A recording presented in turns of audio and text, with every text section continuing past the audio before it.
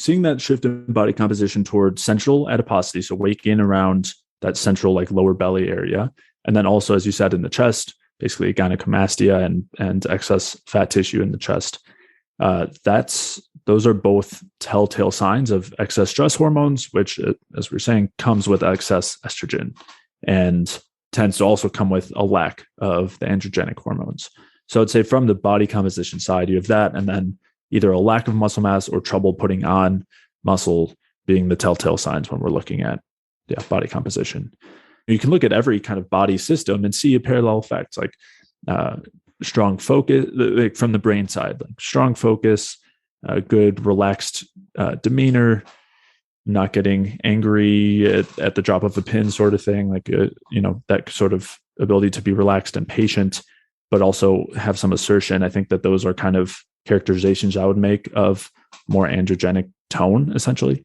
Whereas when you see more estrogen, there's some interesting research looking at personality and hormones, but estrogen, you tend to have a lot less of those, like first trouble focusing and trouble concentration and that side of things, but also less patience, more prone to anger and things like that, which unfortunately, those are some of the things that people use to characterize androgenic men. But, I don't think that being angry is a good sign of that at all.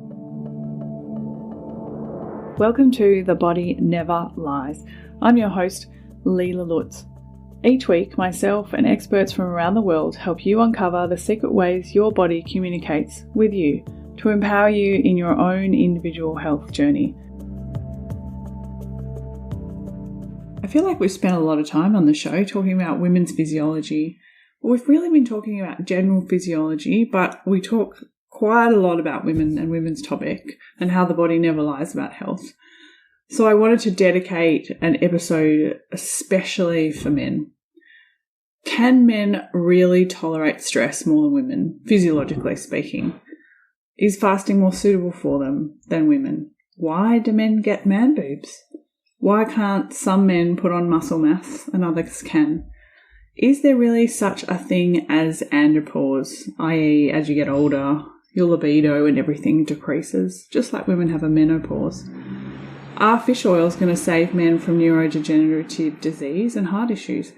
And what about the rage, or even an inability to express rage? What does this say about men and their health specifically? Well, today I have back on the show Jay Feldman to talk all about men's health and all the myths around men's health. And fellas, if this is your first time here, you might like to go back and listen to Jay's interview on the myths of the liver as a good follow-up to this one. Jay, welcome back to the show. Thank you so much for coming on again to The Body Never Lies. Thanks for having me again, Leila. So we are talking today, everybody, about men's health. And I feel like we've talked so much, like a lot of stuff in the show has been directed at women and experts on women, because women's health is quite complex. But I do work with men, Jay works with men, and it's really important that men are understanding about their body and how their body never lies to them about the state of their health as well. Mm-hmm. And I think it's even more important to talk about it because I find with the male clients that I have worked with, and it could just be the type of male clients that I've worked with, they've either been, high-end corporate or athletes who have had some kind of injury or burnout. And so there's definitely a mental kind of, scope of that type of personality. But for me, and I don't know about you, Jay, but I find that the men that I've worked with have a much more no pain, no gain kind of push through pain kind of mentality than the women I've worked with. And that I could be generalizing again, so I'd love to hear what your male clients are like. And also, but just this thing of not talking about, they're less likely to go to the doctor. We know that for a fact. They're less likely to go to the doctor about something. They're less likely to talk about something. And so often when they come and see someone like you or me, I feel like they're a lot further down the line than, they could have asked for help a very long time ago. What do you think? What's your experience with working with men in that sort of mentality? Yeah, I think there's certainly something there as far as more of a tendency to push through things or ignore things, right? You kind of start with that premise of the body never lies. And I think that's a great premise to start with. And then the question is, are you going to listen to it? Right. And I do think, as you said, there's very much a tendency to push through. I think also, much like for women, aspects of dysfunction or suboptimal health are normalized. And what we call healthy isn't always healthy. And so I think there's part of that too. But so I think that's part of it, maybe is just feeling like, there is nothing wrong, or kind of ignoring some of those maybe warning signs or smaller symptoms. But there also is the mentality, as you said, of pushing through the little things, the aches and pains or the tiredness or the stress, and not allowing those things to be legitimate signals that help you, tell you when to pump the brakes. And I think a lot of women do that as well, of course, will kind of push through those things for various reasons. And I definitely think men can do it as well. And I think you see that a lot as well with biohacking, like that whole sphere, and the Wim Hof breathing and cold plunges and everything. I think that tends to be a male dominated sphere. And I think that is a pretty strong illustration of exactly what you're saying. This idea that of, pushing through the pain to get the result. And of course it happens with physique and fitness as well, just that same idea. And I think, as you're kind of getting at, there's a cost to that. There is a cost to that, and probably something we can come back and talk to. Probably some myths around cold water therapy and kind of intense breathing, because men do really gravitate more to that kind of practice, more so than women. And I see a lot of men's retreats now where all the men are getting together and doing the Wim Hof and doing the ice baths and stuff like that. And I'm not saying there's anything wrong with that, but I think it's important for us to talk about the context of those things always. So coming back to men and women, I mean, we are different. And I think that it's really important to recognize those differences. And I think that's helped women a lot, is saying that women are not small men and recognizing their hormonal cycles and how different they are than men, because they're different for a reason, for a purpose, It's so interesting. I was listening to an Aboriginal elder, so an Indigenous Australian, talk about one of the problems that he sees in white culture in Australia is that Aboriginal men really honour women. Like they cannot exist without women, and they're this amazing species, and they have great wisdom, and so they honour their cycles and they honour everything like that makes them women and makes them different. And obviously they have the same practices for men, and that's one of the things beautiful about some Indigenous cultures. But let's talk about some of the differences between men and women, because we talk a lot about on the show how things that affect women's health and the signs that they might look at. So, their menstrual cycles and their libido and, their skin, their hair, their nails, like all these things. And things maybe that men might not care about so much, because women tend to generally care about how they look a bit more than men do. Sorry. What would you say things that men can look out for in those body physiology responses to stress and health? Yeah, I think most of the symptoms we're looking at are the same set of symptoms, right?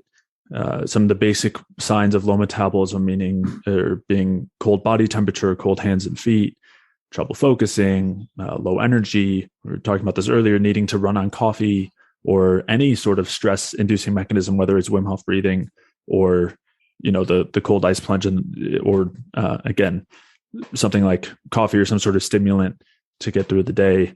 Those are all generally signs of low energy and relying on our adrenal stress systems to kind of get us through.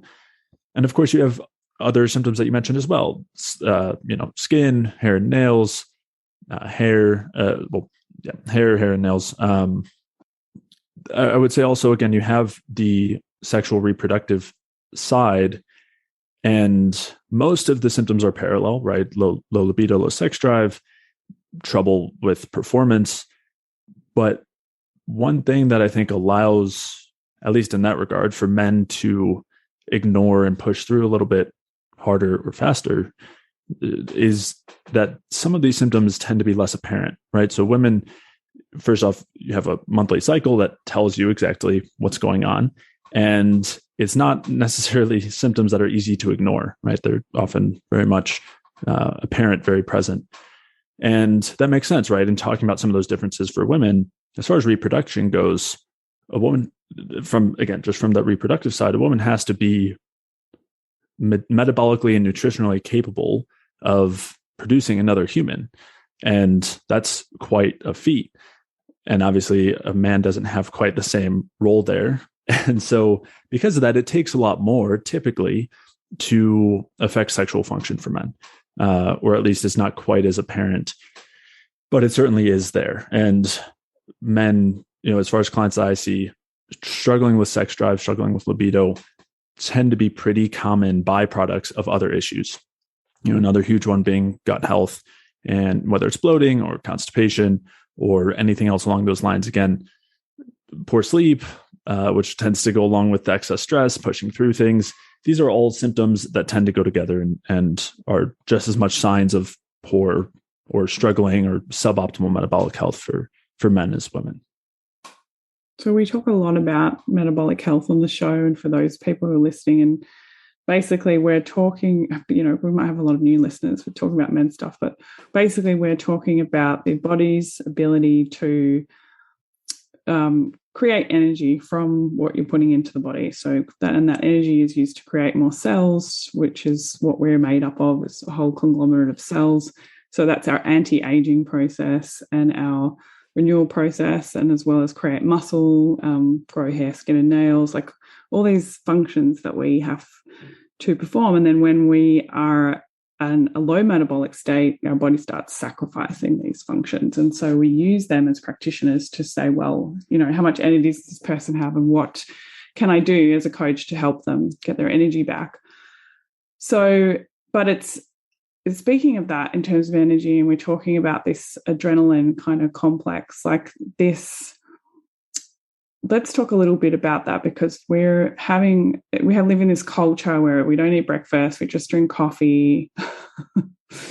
And I think that has become very acceptable for men too, because there's this huge belief that fasting works better for men than it does for women. And some would say it doesn't work for women at all, but it works okay for men.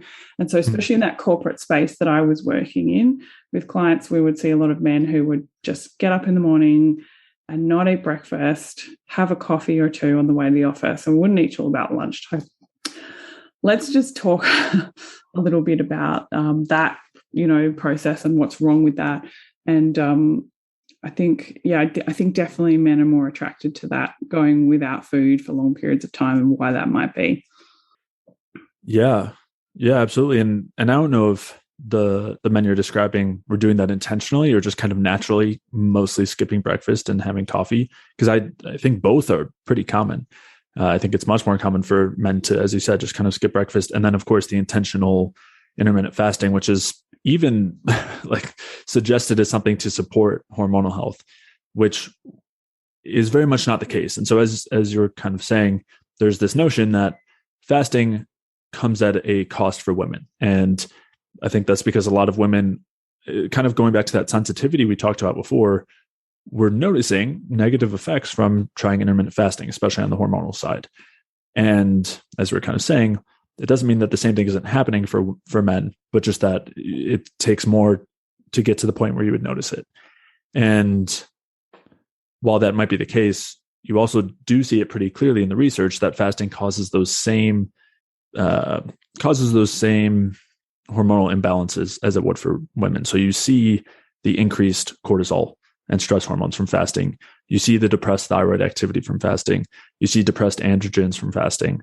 And you also see, and this was a pretty notable study that came out semi-recently, where they were looking at intermittent fasting on body composition, which is one of the major reasons why people are doing it, is to lose body fat. And what they found was that the people in the intermittent fasting group lost more muscle mass and less body fat than the ones in the non-intermittent fasting group. And the head researcher was so blown away and surprised at these at the results that he stopped suggesting that his patients do intermittent fasting. He stopped intermittent fasting himself, and he was someone who had been suggesting people to do it for years. He was on the forefront of the intermittent fasting field. So I think people are maybe very slowly starting to come around to that, but it is just as harmful for men as women. It just maybe is less noticeable, but tends to be something that comes up over time. And the simple reason for that is that when we're not eating as much food, at least consistently, it acts as a stress signal. It acts as a sign to our bodies that there is not good food available on a regular basis. And that drives stress in a way that decreases our metabolism, turns down that knob controlling our metabolic rate. And of course, in the short term, that doesn't necessarily happen. You feel all energetic, just like running on the coffee. But over time, that becomes apparent. And as you begin to burn out that stress system, you then really begin to see the crash that tends to come after. I guess it's that when we're busy, we always want the easy fix. And so like not eating, you're going, oh, I'm overweight and I need to lose weight. Okay, so I'll just not eat because that's easier than thinking about what you should be doing. And yes, I think it's very apparent in the men that I worked with, because living that corporate lifestyle, we're so busy, and it's like, I've just got to get up and I've got to get to the office. And I see this with women too, is that we accidentally fast. And so it can also be not eating lunch. Like maybe some may eat breakfast, but they don't eat a substantial enough breakfast, and then they don't eat lunch, they don't eat all day, and then they have this huge dinner because they're absolutely starving. And so, I guess we could talk a little bit about blood sugar dysregulation, because I think it's a thing that women appear to suffer from a little bit more on the surface area, but men seem to be able to push through that a little bit more. And do you want to just elaborate on what's happening with blood sugar dysregulation when we're not eating consistently? And also, it ties back into fasting, really. What happens when there's not enough energy? What happens to our body composition? What happens to our stress hormones? Yeah, our blood sugar is one of those first barometers, one of the first indicators that our bodies use to sense how energetically favorable is our environment, how good is our environment for supporting high metabolic function. And so when we skip a meal, our blood sugar drops, or when we go any time too long without eating carbohydrates, our blood sugar drops. And our blood sugar is basically, or the sugar that's in our blood is the main fuel for our brain.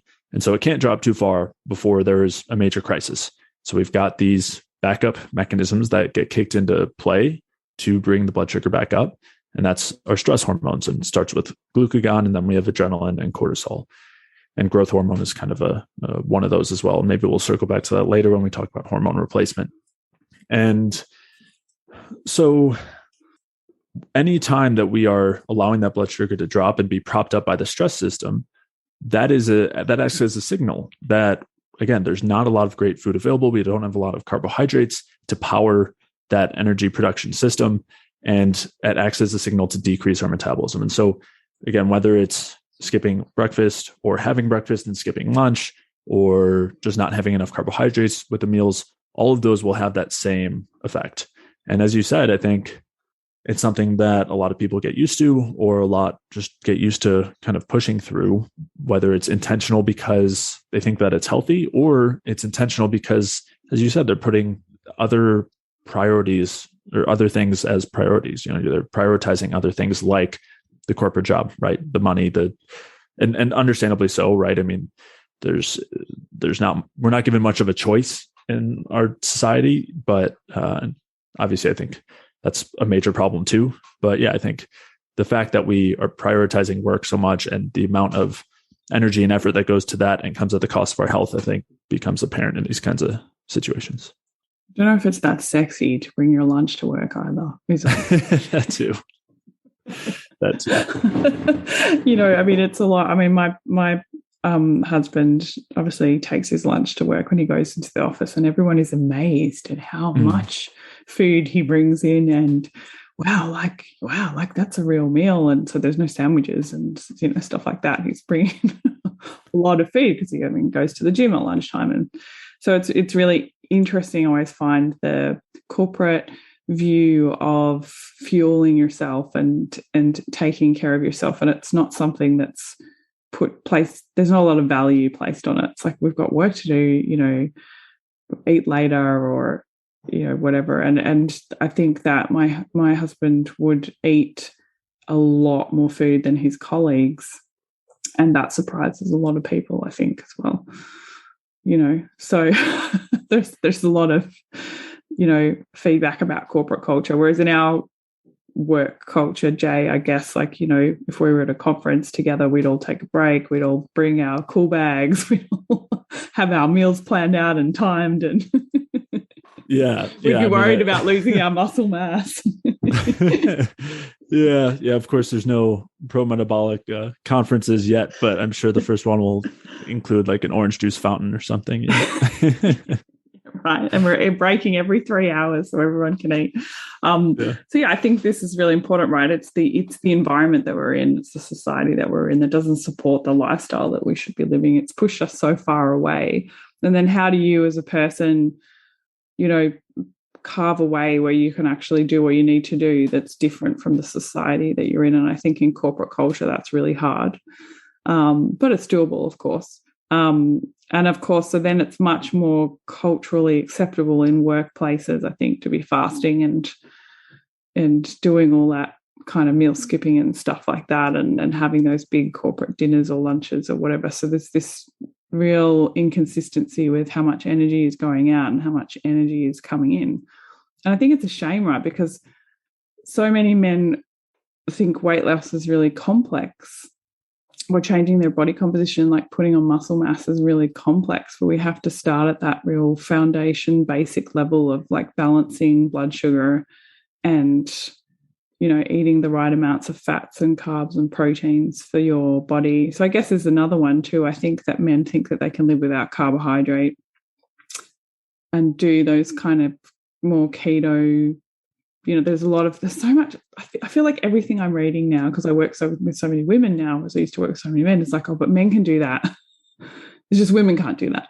Mm-hmm. Yeah. Yeah, just like the fasting we were talking about. Yeah, I think there's a very clear parallel with anything that's driving stress like that, the low carb, the fasting, and it'll cause the same problems, in the long term. For men as women. It's just like men can deal with more stress apparently, but I think it comes back to what you were talking about. It's like if I have an irregular menstrual cycle, it's really obvious to me, because it would give me sick days and discomfort. And women think more like, oh, if I'm single, I've lost my period, but I want to meet something, so I really should get on top of that. And there's a time factor to it as well. We don't really want to miss periods, whereas for men there isn't that. It's pushed through kind of. So what are the sexual functions that you would see on a day-to-day basis, do you think? Yeah. Also, just to give women some credit, of course, there's a lot that are also pushing through the same things. And 100%. Yeah, and especially with birth control now too, it's like we are blunting, we're ignoring or creating a system where we can't even evaluate those symptoms that we're supposed to be able to see on a regular basis. We being women, not me, of course. Yeah, 100%. Yeah, but as far as I guess sexual function on a day-to-day basis for men, the main things that I would say we're looking at purely on the reproductive side, of course, would be things like sex drive and libido, which I think there's that notion that in your 20s, you're supposed to have real strong sex drive, and then it's supposed to just keep going down and down and down, and that's normal. And I think along with that too is the idea of like performance in the bedroom, right? Like erectile dysfunction and issues along those lines becoming extraordinarily common with age. Is just a normal part of aging. And you have this new idea of andropause, which is supposed to kind of parallel menopause. And again, is the kind of idea with that is it being normalized for androgenic function to decrease over time, and along with that also comes decreases in muscle mass, decreases in bone density, the same kinds of factors. And so I think in short there, that's a fallacy. Like I think it's something we see now, like it's extraordinarily common now, but I don't think that makes it normal or healthy, I should say, or optimal metabolically. And yeah, so I think the idea of having the sex drive and the ability to eat as much as you wanted, and all of those things that came in someone's 20s should be the norm, more or less, for the extended future, even through those andropause years. And so I think seeing declines there are signs of decreased function, reduced metabolic health, as opposed to just being normal. So what are the main male hormones that we're talking about? So, of course, the focus tends to be on testosterone, and I think that's the simplest one to focus on. There are further metabolites that have stronger activity, like DHT, which is dihydrotestosterone, and there are precursors to those as well, like DHEA, and all of these are the steroid hormones that are coming from cholesterol. Much like for women's health, you have progesterone as that kind of main female hormone. Again, steroid hormone coming from cholesterol, and so many factors that kind of affect what's going to go on in that chain, and whether you're instead going to start to fall into the estrogenic side, kind of the other side, which happens to be pretty parallel between women and men. Of course, women have particular needs for estrogen in very small time periods, very particular moments.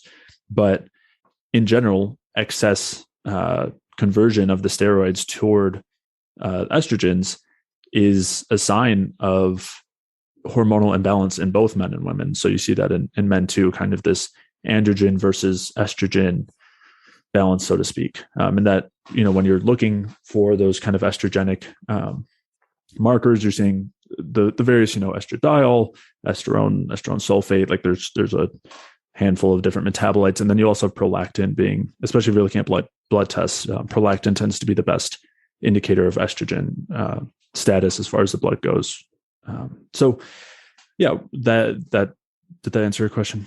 Yeah, so they're their main hormones. So let's talk about how we would notice that we would be lacking in one of these hormones. So like, what are the physical body signs? Because I'm trying to teach men body literacy here. What are the physical signs that, so when I think of estrogen, I think of, and hormones being out of balance for men, especially men worrying about having fat tissue around the chest area and having man boobs. Do you want to talk expand a little bit more on those kind of things? Yeah, so that kind of seeing that shift in body composition towards central adiposity, so weight gain around that central like lower belly area, and then also, as you said, in the chest, basically gynecomastia and excess fat tissue in the chest. Those are both telltale signs of excess stress hormones, which, as we're saying, comes with excess estrogen and tends to also come with a lack of the androgenic hormones. So I'd say from the body composition side, you have that, and then either a lack of muscle mass or trouble putting on muscle being the telltale signs when we're looking at body composition. And you could say, you can look at every kind of body system and see a parallel effect, like strong focus, like from the brain side, like strong focus, good relaxed demeanor, not getting angry at the drop of a pin, sort of thing, like that sort of ability to be relaxed and patient, but also have some assertion. I think that those are kind of characterizations I would make of more androgenic tone, essentially. Whereas when you see more estrogen, there's some interesting research looking at personality and hormones, but estrogen, you tend to have a lot less of those, like first trouble focusing and trouble concentration and that side of things, but also less patience, more prone to anger and things like that, which unfortunately, those are some of the things that people use to characterize androgenic men. But, I don't think that being angry is a good sign of that at all. Yeah, right. I want to come and talk about more in depth about the emotions with you because they're super important. But it's fascinating, isn't it? Like, yeah, you think of angry guys as like this beefy guy who's really muscly and taking maybe steroids, and it's just like a Hulk. and you probably want that kind of body, but you associate those mood swings with that kind of person. Yeah, like no. Yeah. And it's interesting too, I think, with the estrogen thing, because a lot of men will say to me, oh, you know, I've got this gut and I've got these what looks like small breasts and I'm really uncomfortable with that. So I must need to lose weight to overcome those areas, those things, right? So we'll come back to that. Let's, estrogen. What about the signs of low androgens? Yeah, they tend to really parallel. You could separate it, but generally what's actually happening is what's called aromatization, where the estrogen tends to be the estrogenic side of the hormones tends to be the latter end. And so normally what happens is you're starting with something like an androgen, and then it is being converted to estrogen. So when you're seeing elevated estrogens, it tends to go hand in hand with the low androgen. So a lot of the symptoms are parallel. You could kind of separate them if you wanted, right? Like you could talk about the excess adiposity, like the excess weight gain. And as you said, kind of the man boobs, maybe those being more on the estrogenic side, and trouble putting on muscle being more of a lack of androgens. But they really tend to go pretty tightly hand in hand. I will also say the low energy, the fatigue, the needing to run on coffee, again, the androgenic hormones for men are the main drivers of metabolism outside of thyroid, but they go together. And so general low energy is going to be another sign of those low androgens. Low libido, low sex drive is going to be another major sign there as well. Of course, having a normal amount of estrogen is a factor there, but generally it's not generally excess estrogen and low androgens is still going to be a pretty common characterization there. And I've seen this too a lot in people who do a lot of high intensity athletic work, like HIIT classes and CrossFit. Sometimes they're not putting on muscle, but yes, not understanding. Obviously, that a lot can be to do with exercising too much and not eating enough to meet those exercise requirements, but also the types of food that you're eating that cause estrogen. And we'll come back and talk about that as well, because I think that that's a huge myth, that if you are not happy with your body composition, you should just eat more and train less. And what we're delving into here is how that affects all these hormones, right? The production of hormones. So when we talk about metabolism, how does our metabolism, because metabolism being the energy that we get from food, how does that affect the production of all of these hormones? Yeah. So it affects it all the way from the ground up. It's a great question. I think it's a good way to add context. I did want to add real quick, when it comes to the androgens and estrogen, another sign can be issues with gut health. So, for example, with SIBO, which is a very common, like small intestinal bacterial overgrowth, a very common gut issue, they've found that relapse in SIBO and trouble, like ineffective treatment of SIBO, is associated with low androgens and high estrogens, for example. So, again, you see that everywhere. You see it also in autoimmunity. Again, excess estrogen there being a driver. So it's something that really plays into all these areas. But the gut one is not one that you hear talked about too much, but it's all so directly interrelated. Yeah. So, yeah, when it comes to energy availability, we're talking about the production of ATP, as you said, from the food we're taking in. And that really drives our health from the ground up. So when, even if we can do this with every single body system, right? We did it last time talking about the liver. And here, when you look at just, let's say, testosterone production in the testicles, it requires adequate ATP production. And when you disrupt that, when you do anything, and we'll talk about some examples of like even foods that we can eat that'll do this, when you disrupt the ability to produce energy, you stop producing steroids there. And that's our main site of testosterone production. So that is on the most minute level, we see that. But you also see it on the global level, where when our body as a whole doesn't have enough energy, it turns down those thyroid hormones, turns up the stress hormones. And those stress hormones also prevent the production of reproductive hormones. It prevents the production of testosterone, for example. They act as signals that go throughout the body and basically turn off the excess functions that we're trying to conserve when we don't have a lot of energy. And reproduction is one of them. So, Yeah. When we're looking at things on a global level and we're just focusing, as you said, on something like eating less and exercising more, all we're doing is decreasing the energy our bodies have, which in the short term can have various effects, but long term is always going to result in lower thyroid activity, increased stress hormones, lower reproductive hormones, including testosterone, and a plethora of other issues. And there was a purpose to that, function. Like our body's quite smart, right? Like the whole purpose to that function is, as a hunter-gatherer, if you were all of a sudden being chased by a lion, do you want to explain how the hormones work in that kind of situation and why it's an emergency system?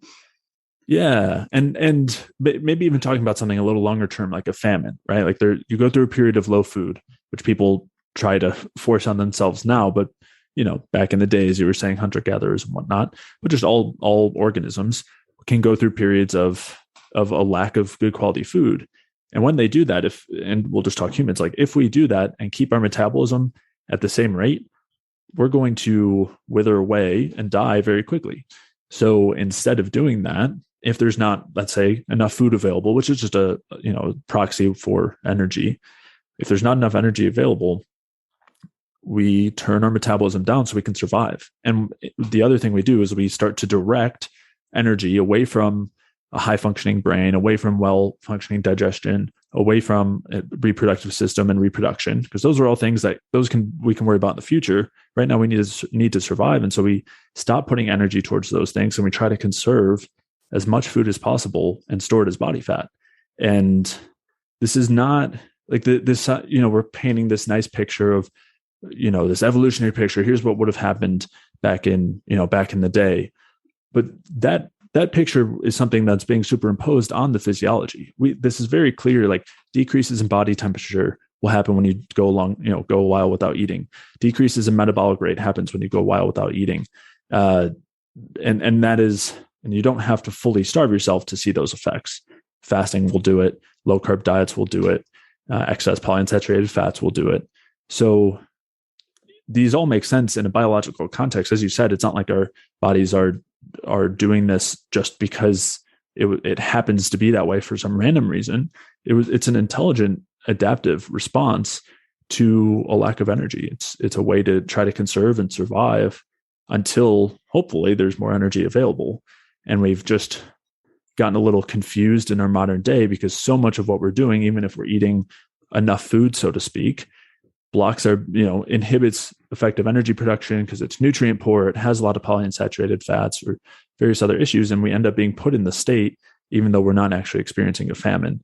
And I do want to say this doesn't only apply to famine. It would also apply to poor quality food, right? Like if back in the evolutionary, back in the hunter-gatherer days, there was only, walnuts and, like leaves available.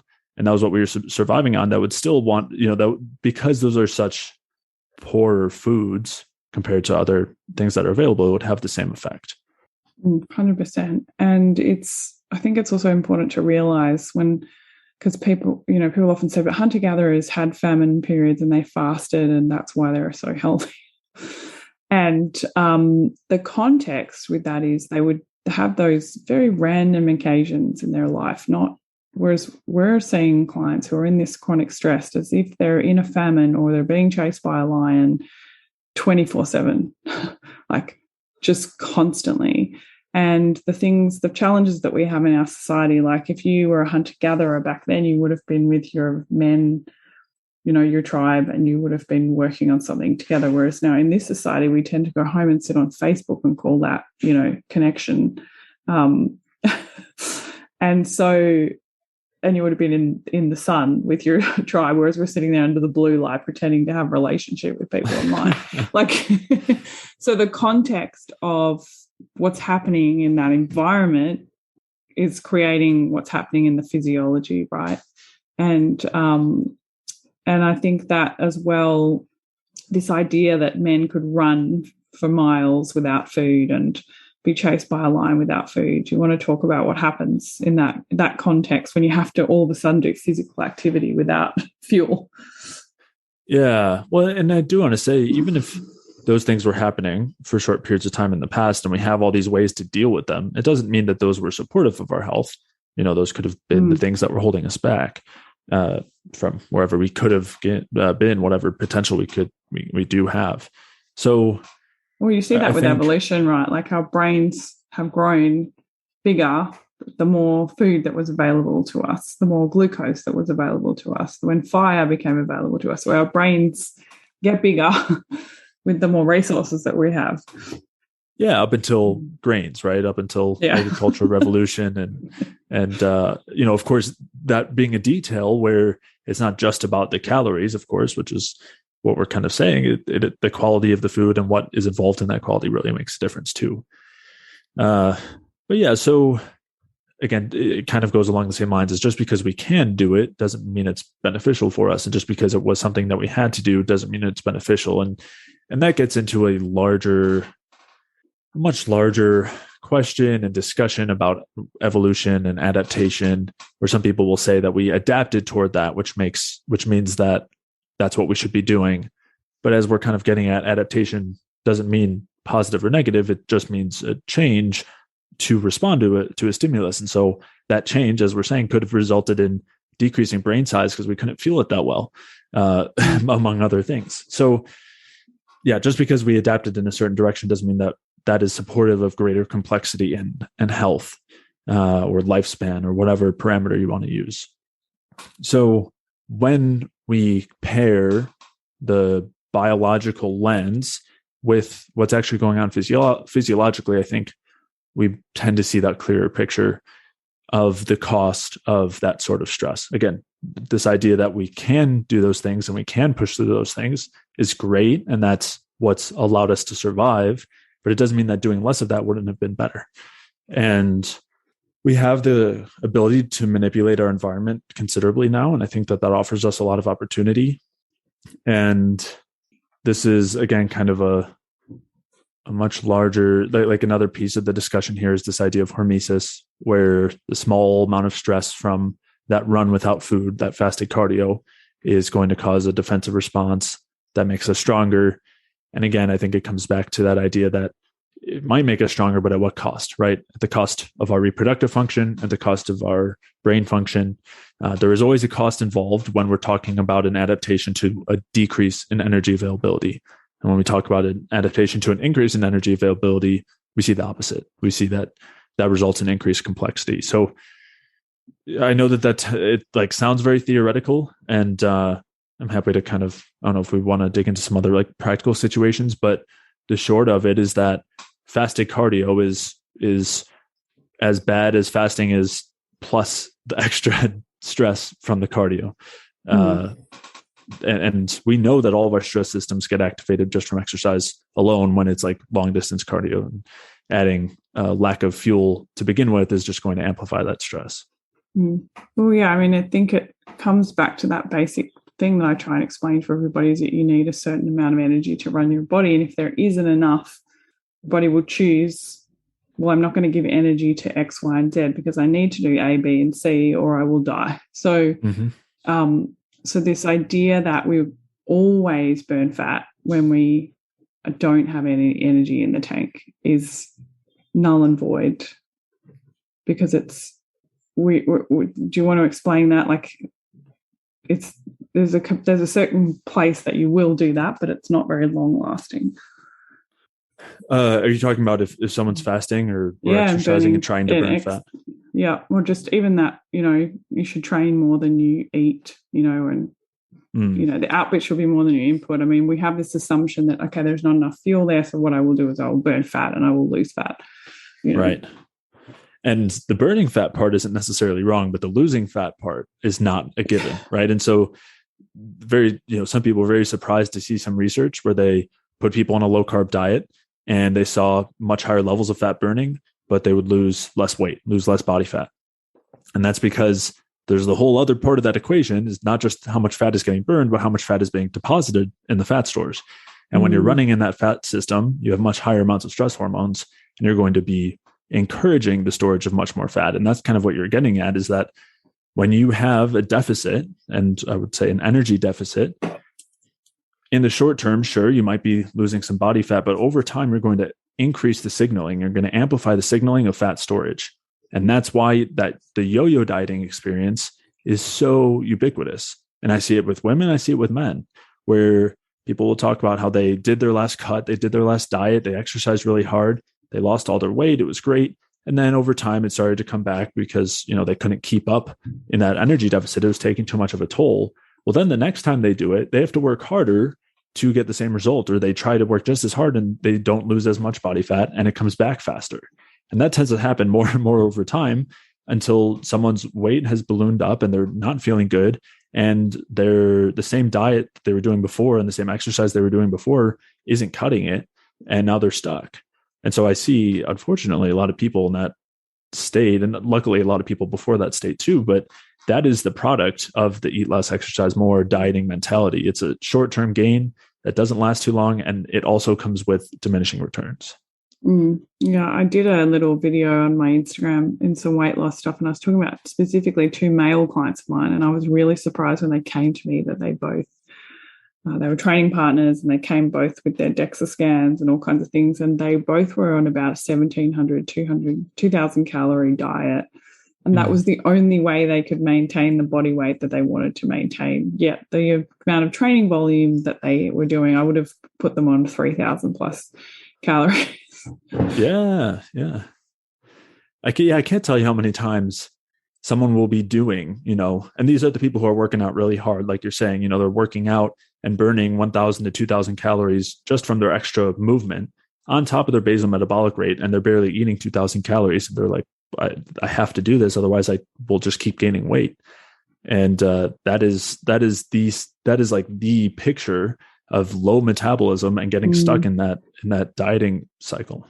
And unfortunately, those people too, I find they're never happy with the way that they look, because they do not get beautiful muscle tone when you have that metabolic dysfunction. And that's what people look at the mirror and go, oh, I'm still not happy, I need to lose more weight. Not because they need to lose more weight. They're not happy with the tone of the muscle and the way their body holds water and fat, and, and all that is to do with eating enough food. And we can come back to that, because I think body composition is, something that men do strive for. They go to the gym and they want to put muscle on. So we should definitely talk about that.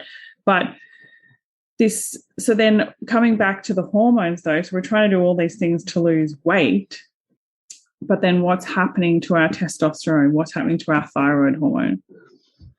Yeah. So that is when we talk about this binge, like the dieting cycle, where you lose the weight, then you gain it back plus a little more, and then you work really hard to lose it. You don't lose quite as much, and then you gain it back and more. And you see that kind of eventually, like essentially linear, or kind of up and down, but trending upward as far as body weight and body fat goes.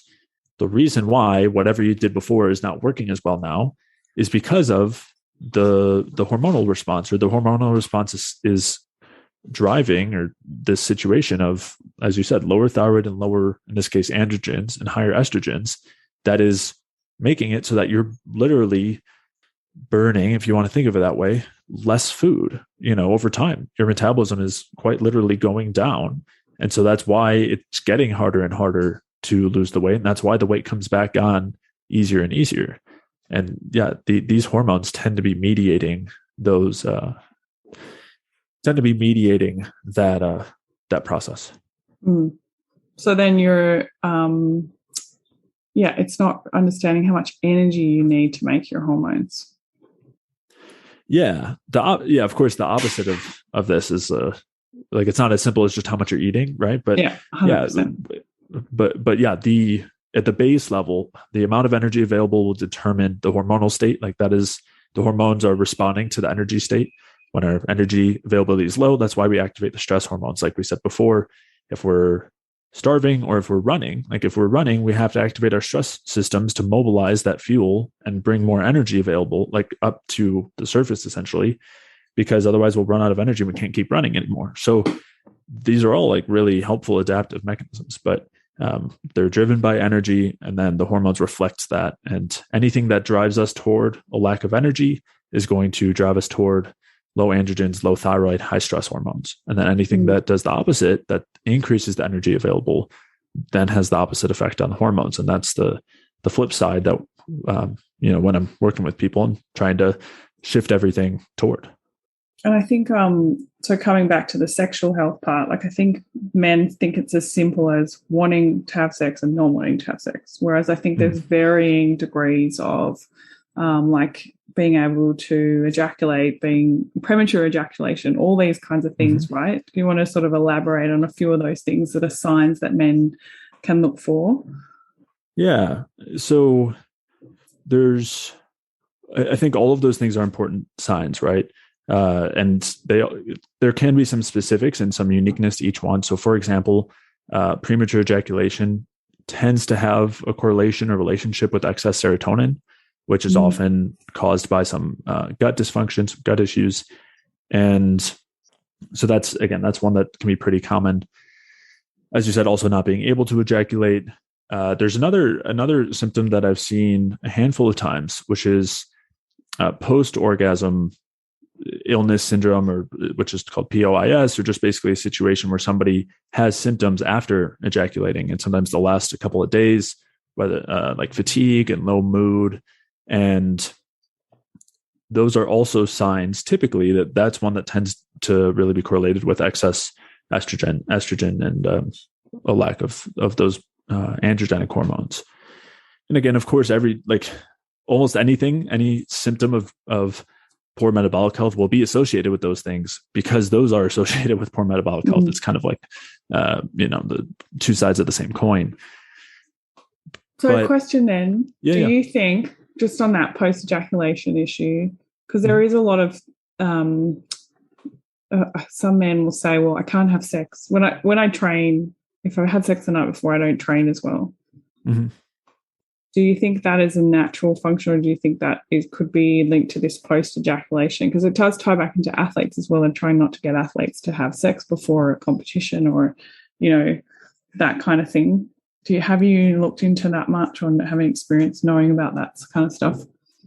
My inclination would be that there's a spectrum, right? And so at a certain level maybe is normal, and a certain level is a sign of dysfunction. And so I don't know whether I think any decrease in athletic performance following like sex and ejaculation the night before would be a sign of that dysfunction or not.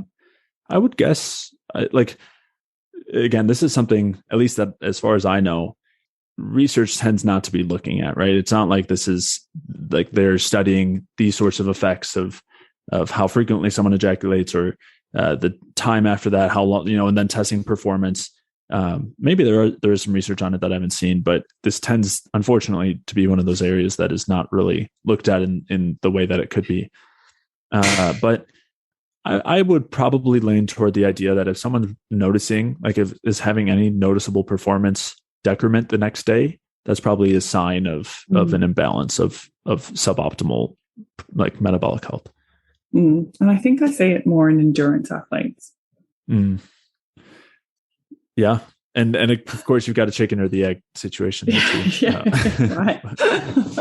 But this is kind of interesting, because I think as well in that corporate culture, there tends to be this push towards like cycling and running and all these endurance kind of sports. And, they can mask a lot of these symptoms or not think about it. And especially if you're actually too busy to have time to have sex with your partner, or you're single and you're too busy to, find someone to have intimacy with, that you're not, maybe you can push through these things a lot more, right? So you actually have to be having sex, or have someone that you want to have sex with to have these. Whereas women, it's like, well, whether I have sex or not, I know whether there's something wrong with me. Yeah. And that's like, there is a huge social and psychological and cultural component when it comes to these sorts of sexual symptoms too. Maybe not as much the post-orgasm, like fatigue and whatnot, but when it comes to premature ejaculation or difficulty with ejaculating, or any sort of other performance-related symptom, I think, again, erectile dysfunction as well. There's porn, I think, has to be part of that discussion. 100%. Intense stress, lack of sleep. Again, all these things affect hormones as well. But, as you said, like a partner that you actually have a connection with.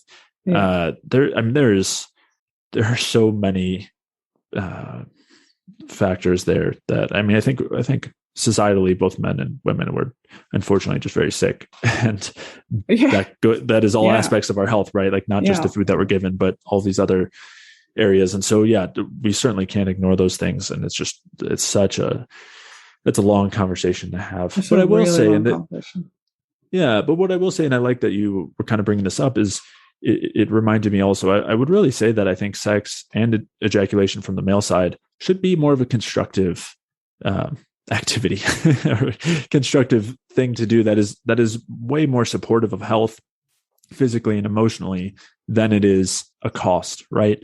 Like I think with a lot of the no-fap, right? The idea that we just want to be not masturbating, which that's, and not using porn, those are kind of different conversations. But as far as like not having sex or not ejaculating goes, I think that, as we're kind of getting at, if that's causing you to feel worse, I think that can be a sign, as you said, or like as we're kind of saying, of less than optimal reproductive health, as opposed, and I think in reality it should be supportive of our health as a whole. We should feel better. I mean, it's one thing maybe to feel, yeah, I think we should be feeling better after those things as opposed to worse.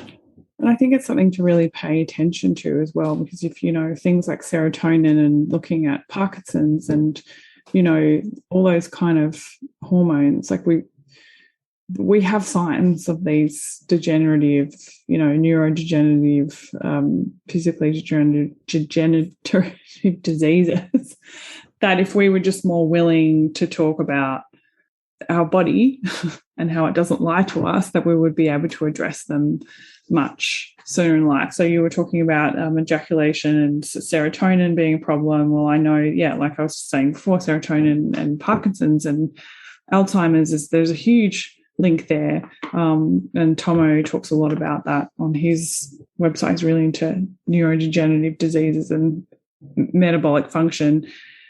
There's a lot we can do. There's an increase in Parkinson's, there's an increase in Alzheimer's, but too much serotonin is not necessarily a good thing, right? Yeah. Yeah, absolutely. Whereas there's always thought of being like, you should have more serotonin, and that's a whole other podcast altogether. But I think serotonin is not the happy hormone. Yeah. So I think, it's a huge thing. It's a huge cultural issue, like especially with porn and this idea of instant gratification and, and lack of intimacy. And it's so much easier to mask all these signs. It's often that not until you're in a relationship that you start looking at these kind of issues. And I mean an intimate relationship, not a, fuck buddy kind of relationship. So then let's come back to talking about the gut, because this is a really interesting one, because, again, I was just thinking about serotonin and the gut and all these kind of issues, is that people sort of think, well, I have SIBO or I have issues. I need to cut out sugar, or I need to cut out grains, I need to do a liver detox. And everybody go back and listen to the episode Jay and I just did on liver health. But not understanding that this is a product of low energy. Can you please explain these gut issues and why we're seeing them increasingly more in men? Yeah, go ahead. Yeah, so I think it becomes the most clear. Like, again, we can look at it in a lot of looking at, the cellular level of the physiology of what's going on the cells that line the intestines. And when they don't have enough ATP, how that increases permeability. And, when you actually provide glucose, it helps to restore, the integrity of the intestinal lining. And we can look at it on that level. But I think when you zoom out a little bit and look at the association between hypothyroidism, which is the low energy, the result of a low energy state, and gut health, it becomes really clear. So hypothyroidism is very tightly tied with SIBO, as we were talking about earlier. And the reason for that is because when our thyroid activity is low, we're not getting as much blood flow to our digestive system, doesn't have as much energy available to function properly. It slows our gut motility, meaning that the food moves much slower through our intestines. That allows for bacteria to consume more and more of that food and to also get higher and higher up in the intestines. And so that's part of the reason why you see more bacterial overgrowth, and especially more bacterial overgrowth in the small intestine with a lack of energy. Another factor there is that we see much lower bile production or bile concentration from low energy, low metabolism, liver issues. And our bile acts as our primary antimicrobial antibiotic in our small intestine. And so when we don't have enough bile being released or produced, that also allows for increases in small intestinal bacterial overgrowth. Another factor would be stomach acid, where hypothyroidism, again, associated with low stomach acid, so we're not digesting our food as well. That also leading to more of the feeding of bacteria and less of the feeding of us, right? Less of the food that we're absorbing. So you have, in all aspects of digestion and gut health, you have areas where, of course, energy is at play, and the more energy we have, the more optimally those things function. And when we're in a low energy, hypothyroid, hypometabolic state, we see those things become dysfunctional. And as I was saying earlier, you see that same association with the low androgens, high estrogens causing the same problem.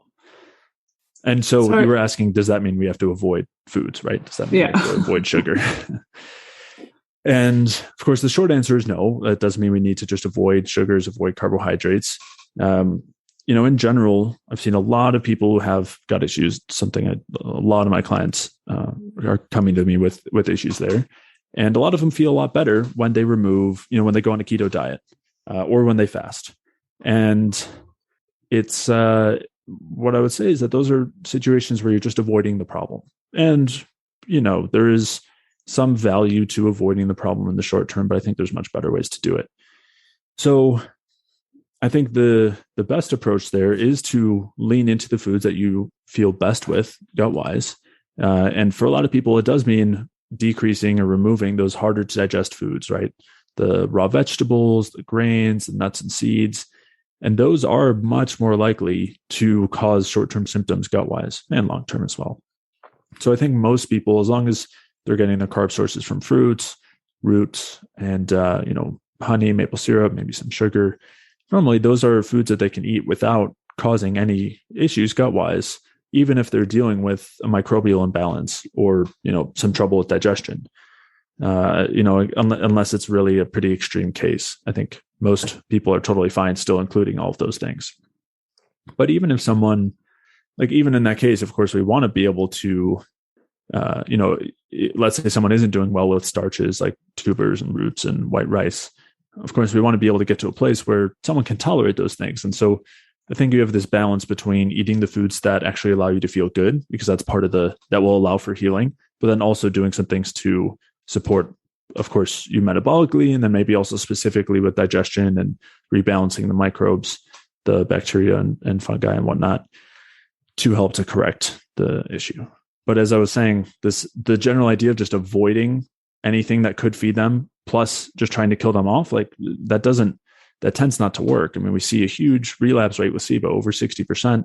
So, and I've seen people who have done rounds and rounds of both herbal and pharmaceutical antibiotics and are still, the issues keep recurring as soon as they get off of them. And so I think in that case, it's just a situation where people are ignoring the bigger picture, the thyroid side, the hormone side, the energy side, which needs to be corrected in order to really fix the problem. I think too that often this big piece that's missing is just this blood sugar regulation. So this eating regular meals throughout the day that match the energy output that you're putting in, and the right balance of protein, fats, and carbohydrates is a huge one that I find it's completely overlooked in gut health. And it can be, especially people who are not overweight. I think doctors just look at them and go, oh, well, you're not overweight, so you mustn't be eating any rubbish. So let's just cut out FODMAPs, or let's just, to try and solve this problem. And especially if you're training, right, I think I've had a lot of clients who have overcome a lot of gut issues just from doing that, macro balancing and calorie prescription right, and the right foods, obviously. And it's a huge missing piece of how much stress causes these gut bugs. Do you want to explain how that happens in the gut, that this inconsistent eating or fasting, like how does that work? Would you like to explain that for everyone? Yeah. Well, one factor there that you were kind of alluding to is that eating consistently, one of the ways that helps is it allows us to have more moderate sized meals. Whereas when you're trying to pack all of your food into 1 or 2 meals a day or a short eating window, we're giving ourselves a lot less time to digest that food. And so that's a lot more likely to contribute to issues. But yeah, another factor is this idea of just starving out the bacteria. It tends not to work so well for a couple of reasons. One, if you're actually fasting and whatnot, it tends to help short term just by not directly feeding things, but the cost metabolically tends to still kind of catch up later on.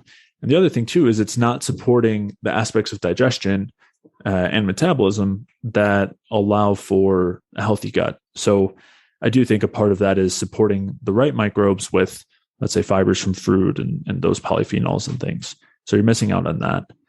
But another huge factor from low carb diets or keto diet, where you're, again, just trying not to feed the bacteria, is the problems that come along with excess protein being consumed without any sort of plant material at all or without any carbohydrates, which is that and this is something that, you hear a lot in the vegan community about the protein fermenting or putrefying. And it is something that actually happens when you're eating a very, very high protein diet and tends to cause a ton of gut issues. It tends to drive the production of sulfur producing bacteria or hydrogen sulfide producing bacteria and increase endotoxin production, increase intestinal permeability, all the issues that we're trying to avoid. It creates them just kind of in a different environment. But again, the eating consistently, to having good quality fruits, let's say on a regular basis, there's so many benefits to those things gut-wise, right? You have the fibers that are in them that selectively feed certain microbes. You have the polyphenols in them that selectively either kill off or impair the growth of certain bacteria.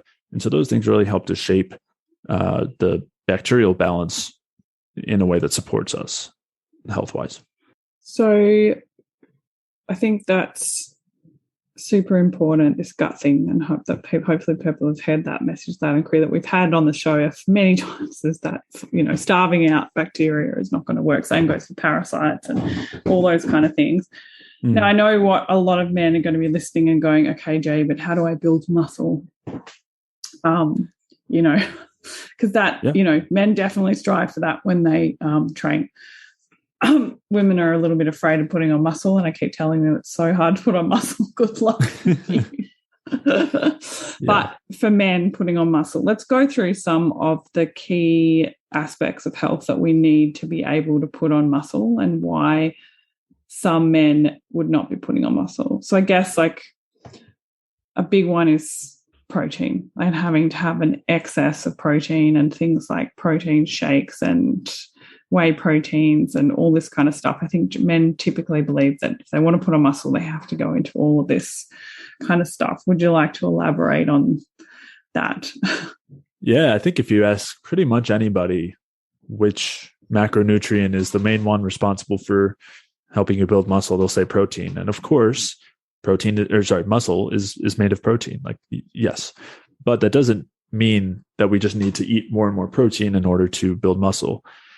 And in fact, we really don't need all that much. Our actual requirements tend to be way lower than what most people, especially in the fitness field, as you said, who are eating the protein shakes and protein bars and making sure to have 6 to 10 ounces of meat with every meal. That tends to be far, far more than we need. And so the research that's actually looking at the amount of protein intake that we want to have for optimal muscle building shows that the range of 0.6 to 0.8 grams per pound is more than adequate. Like that is like kind of the range to shoot for protein intake. And so for kilograms, it would be like 1.4 to 1.8 grams per kilogram. And that's, again, these numbers are quite a bit lower than normally what's suggested in the fitness spheres, where they're saying at least a gram or maybe even 2 grams per pound. So yeah, way lower amounts. And this research is looking in athletes, in strength athletes, in elite athletes. This is not a situation where they're just, they're like sedentary people have low protein needs. And again, that's because one of the common kind of responses is like, I'm different. I need a lot of protein. I work out really hard. But what they actually find is that the athletes that are working out more actually require less protein because our bodies become, I guess, more efficient at using it. And the problem with having too much protein is that everyone knows that it's very filling, and sometimes that's the reason why people will have it. But what that means is that we're getting less of the other macronutrients that we actually need to build the muscle. So, and the biggest one there is typically carbohydrates, where having enough carbohydrates is vital for creating the hormonal state that we've been talking about, the high androgen, low estrogen, high thyroid, low stress hormone state. And when I'm working with people, one of the things I'll see very often when someone's eating a lot of protein is that they don't have as much of a desire for carbohydrates. And that's because they're converting all this extra protein that's not actually being used to build muscle. It's just being converted. It's like the protein that's not being used is just being converted to carbohydrate. But there's several problems with that. It's just much less efficient. It produces a lot of ammonia as a byproduct, requires much more stress hormones. Whereas if we can actually provide carbohydrate in place of that excess protein, it works a lot better for keeping our stress hormones down, and it's much more supportive of building muscle. And so this idea that we need to be pounding protein all day is really just a fallacy, and has very little to do with producing muscle or growing more muscle. Again, beyond a certain point. Of course, I think most people are especially who are trying, are getting way more than enough protein. I think then there's the other end of the spectrum too, where I'm seeing clients who are not eating enough protein. And they would be typically, for instance, I think the standard American diet is extremely low in protein, high in fat, high in sugar, low in protein, but also plant proteins. So do you have any thoughts that you'd like to share on plant proteins versus animal proteins, especially in the things of like pea protein versus things like casein and whey and that kind of thing? Yeah, it's a good distinction to make. It's certainly important. Generally, plant proteins are way less bioavailable, meaning you take in the same amount and you absorb considerably less. And part of that is because of the anti-nutrients that are in the protein that actually prevent its breakdown and absorption. When you're talking nuts and seeds, for example, and grains, you find a lot of those anti-nutrients. So yeah, a lot of the plant proteins are far inferior to animal proteins. Dairy, eggs, meat, seafood are far better absorbed. So yeah, when we're kind of giving these ranges, it's really looking at the animal protein, not as much the plant protein. If you wanted to, there's such a cost to getting a considerable amount of protein from plant proteins that, I just would recommend shifting away from it. If someone is really set on getting some plant protein in, pea is actually one of the better ones. It tends to be very low in anti-nutrients and much better absorbed compared to many others. But in general, I see very little reason for that. And the other thing too is, it's one thing if you're trying to get 200 plus grams of protein a day, you might be looking at protein powders and whatnot to supplement because it's so hard to do. But when you're looking at this range that we're talking about of protein intake, it's really pretty easy to hit if you're just eating foods and eating protein. And, with with your meals in a moderate amount, it's really pretty easy for most people. Again, I know you said there's some people who undereat, but typically the men who are trying to build muscle and are working out are not undereating protein that I've seen. At least I think it's much less common. And so for them, it's more of a matter of reducing the protein intake and cutting out the powders and whatnot, because it's really easy to get enough. Well, yeah, and just shifting that balance with the right proteins, right? Because I see it very much with the women that I work with. They're like trying to get their protein count out, so they just have another collagen, another scoop of collagen, and another scoop of casein, and another. And they're not complete proteins. So they're a supplement. They're supplementary protein, and they, the great thing about these proteins, like when you have red meat and you have collagen with red meat, there's a lot of benefits to doing that, and you should do that. But again, the base protein is an animal food, not a supplementary product like a powder. Yep. So it's just watching that balance, I think. So I have seen a lot of men who are getting a lot of protein from shakes and powders and things, and not enough from whole food sources.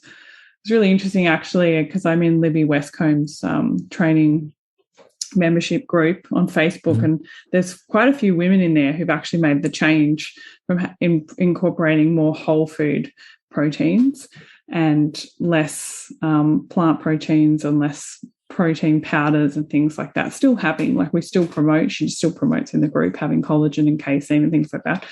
Sure. But just switching the balance and getting that more correct, and the amount of muscle definition that these women are seeing just from making that small change is quite remarkable. And I think that's really interesting in women, who it's so much harder for us to build muscle than men. And I've certainly noticed that with my male clients as well. When you get that balance of protein right, the definition in the muscle is much more apparent.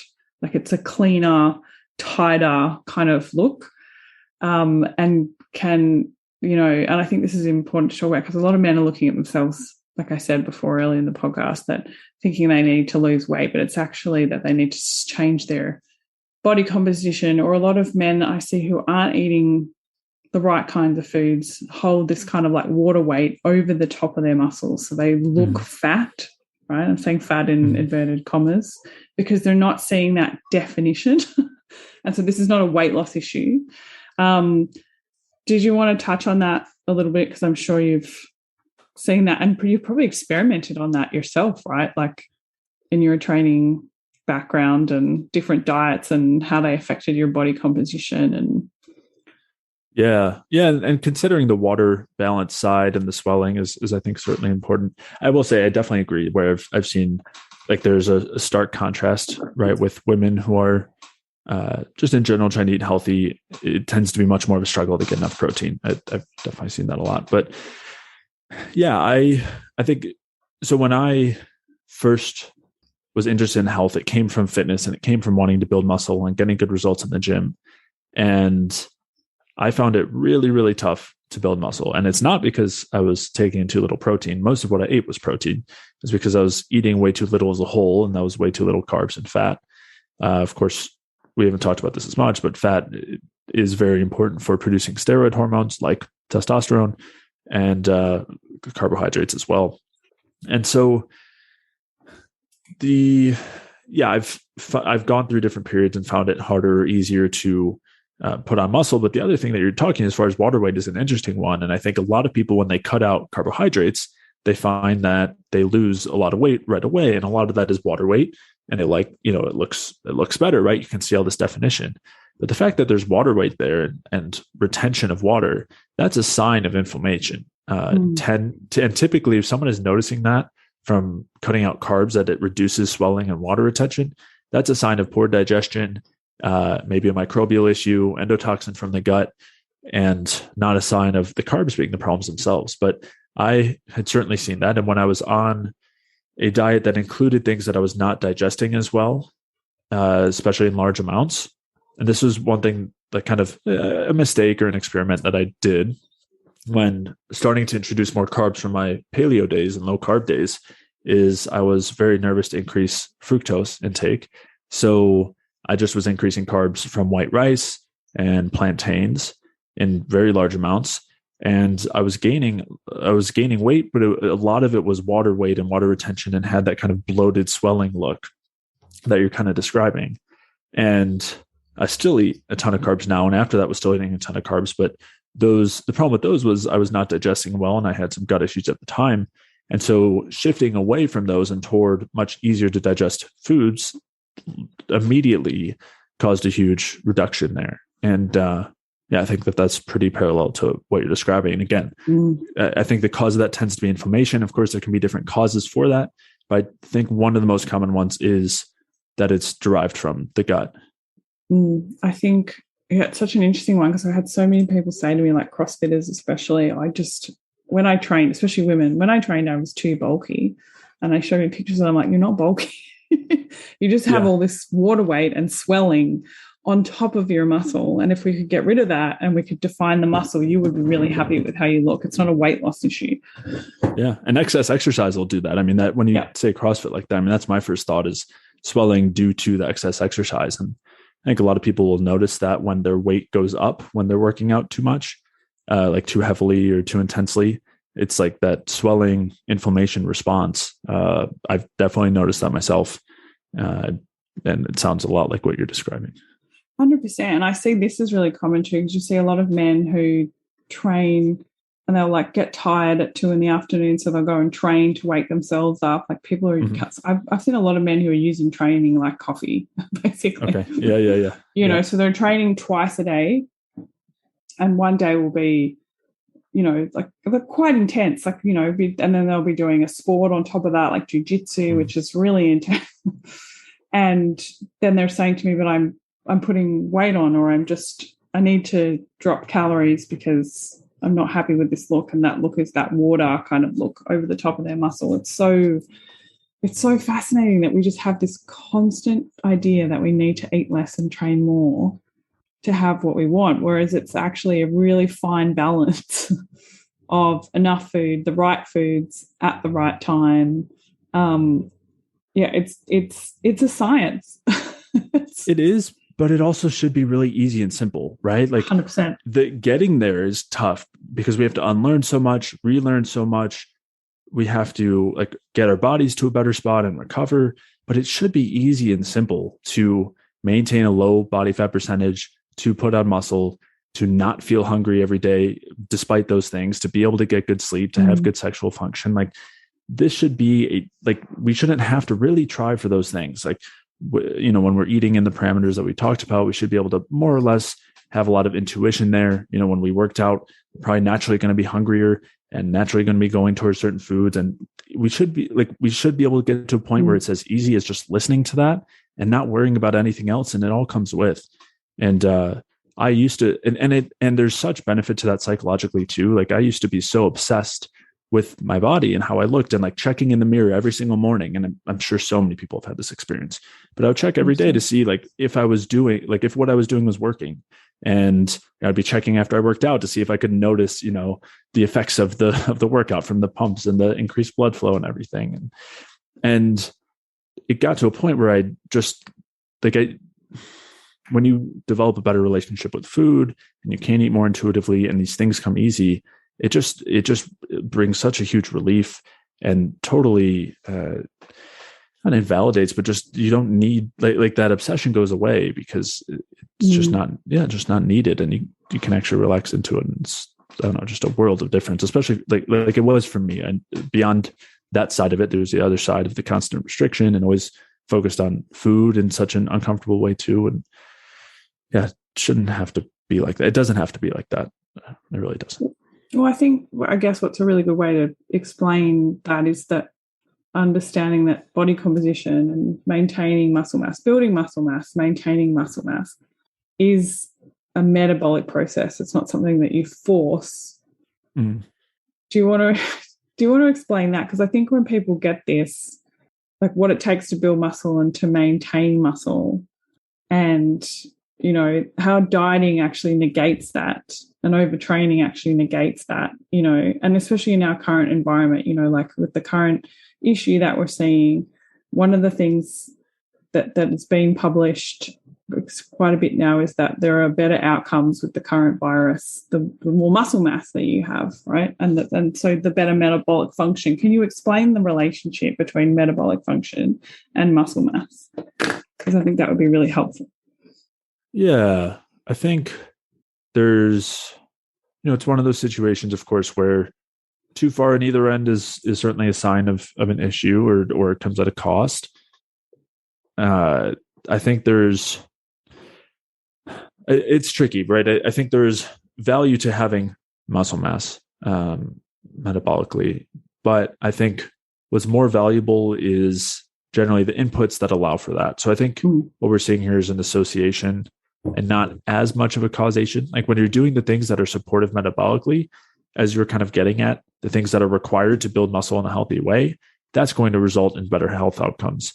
I don't think it's necessarily the muscle itself, or at least that's kind of what I would lean toward. But the but eating in a way that again allows for the proper hormone balance to support muscle growth, having some stimulus there, some movement, some activity, some exercise, getting good sleep, working on doing things to decrease stress, getting enough food on a regular basis.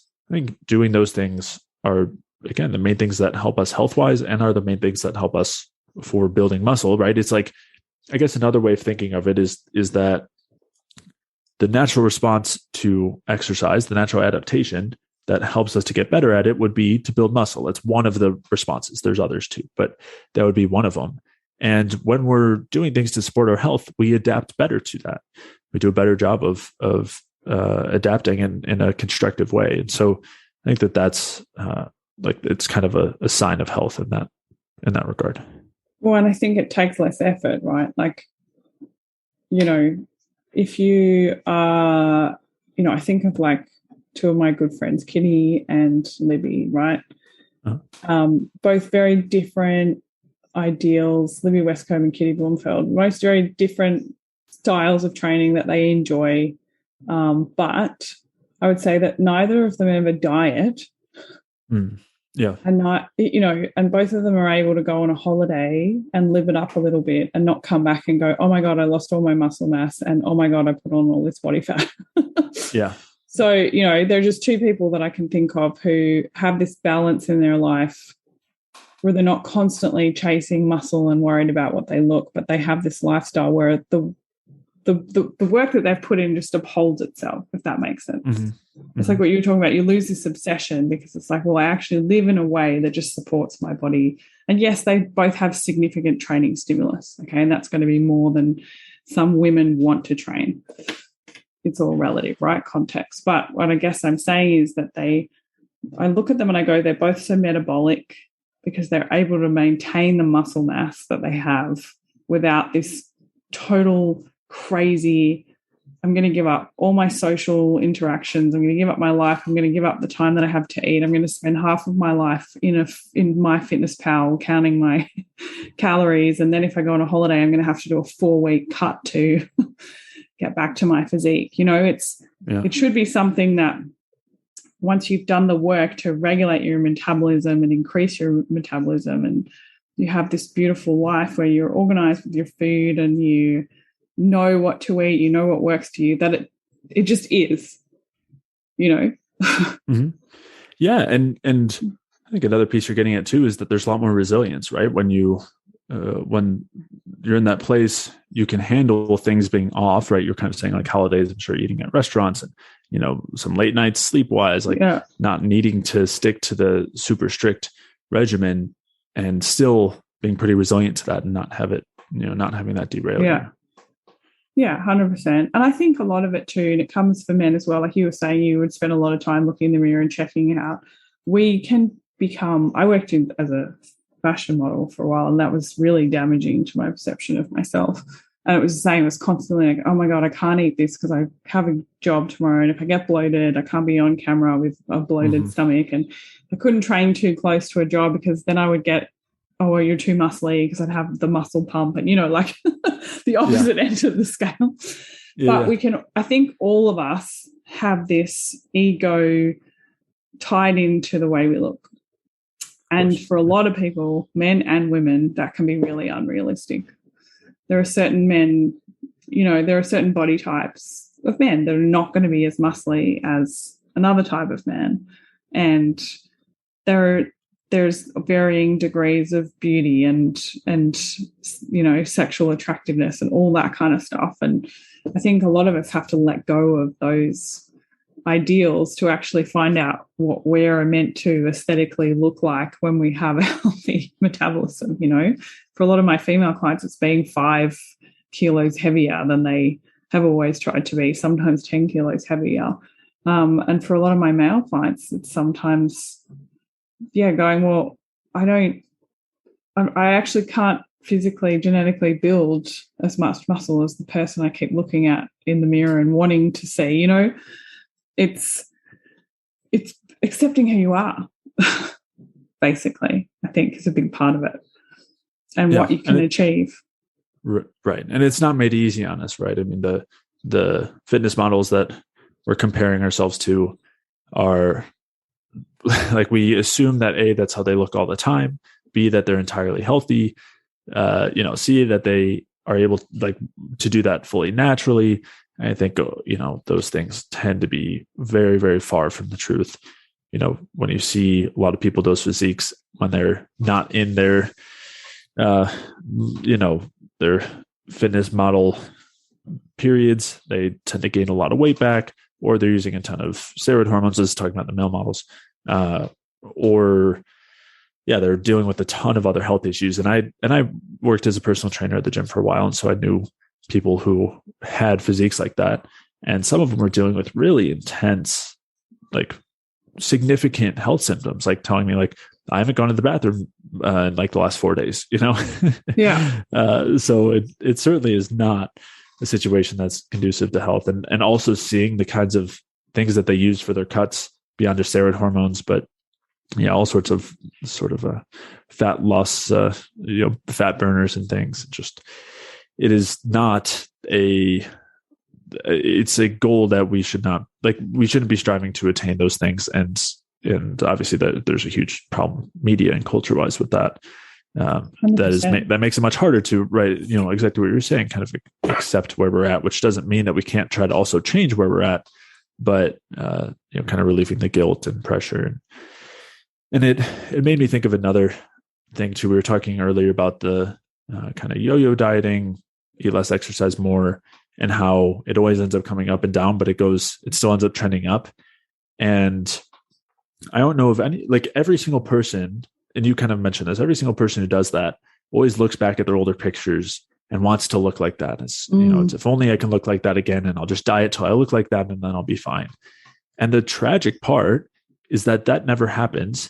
And without fail, every time, as long as you there might be a point where they diet, but then they gain the weight back. And every time they're looking back at those pictures and they keep wanting to be what they were a few years prior, even though that point was much heavier than the point a few years prior to that. They just want to be where they were before. And, if you kind of take that a step further, it's and if you're just okay with where you're at and try to accept where you're at, and don't try to, starve yourself in order to get to that lower weight, then the irony is that you actually won't keep gaining more and more weight over time, and you won't have to keep looking back. And I think if you do, over time work on things pro-metabolically and whatnot, I think you can actually get to a point where you do start to work your way back in a sustainable way. But even that aside, I think the acceptance side is the first thing, and helps to prevent the irony of the continued weight gain from the continued dieting. And I think as well, when I talk about clients looking back at those pictures and I go, okay, well, what else is going on in your life? Were you happy?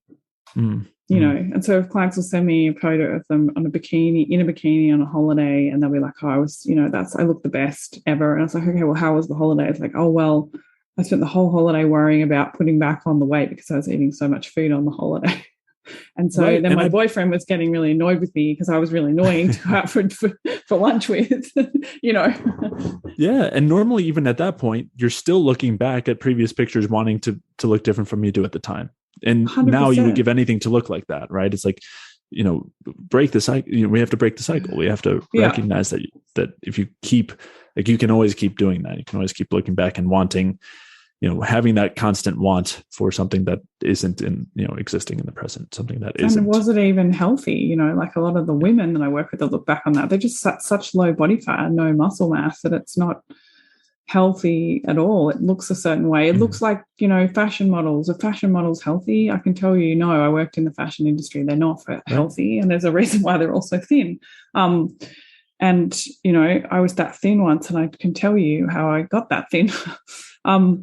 It's not healthy. And so, we have to give up these ideals. I think there's a couple more things that I wanted to talk about with you. One was fats, because we touched on proteins and we touched on carbohydrates. We're touching on fats, and we've come around, I think, but then maybe not so much. We're talking about fat is good for you when we need fat.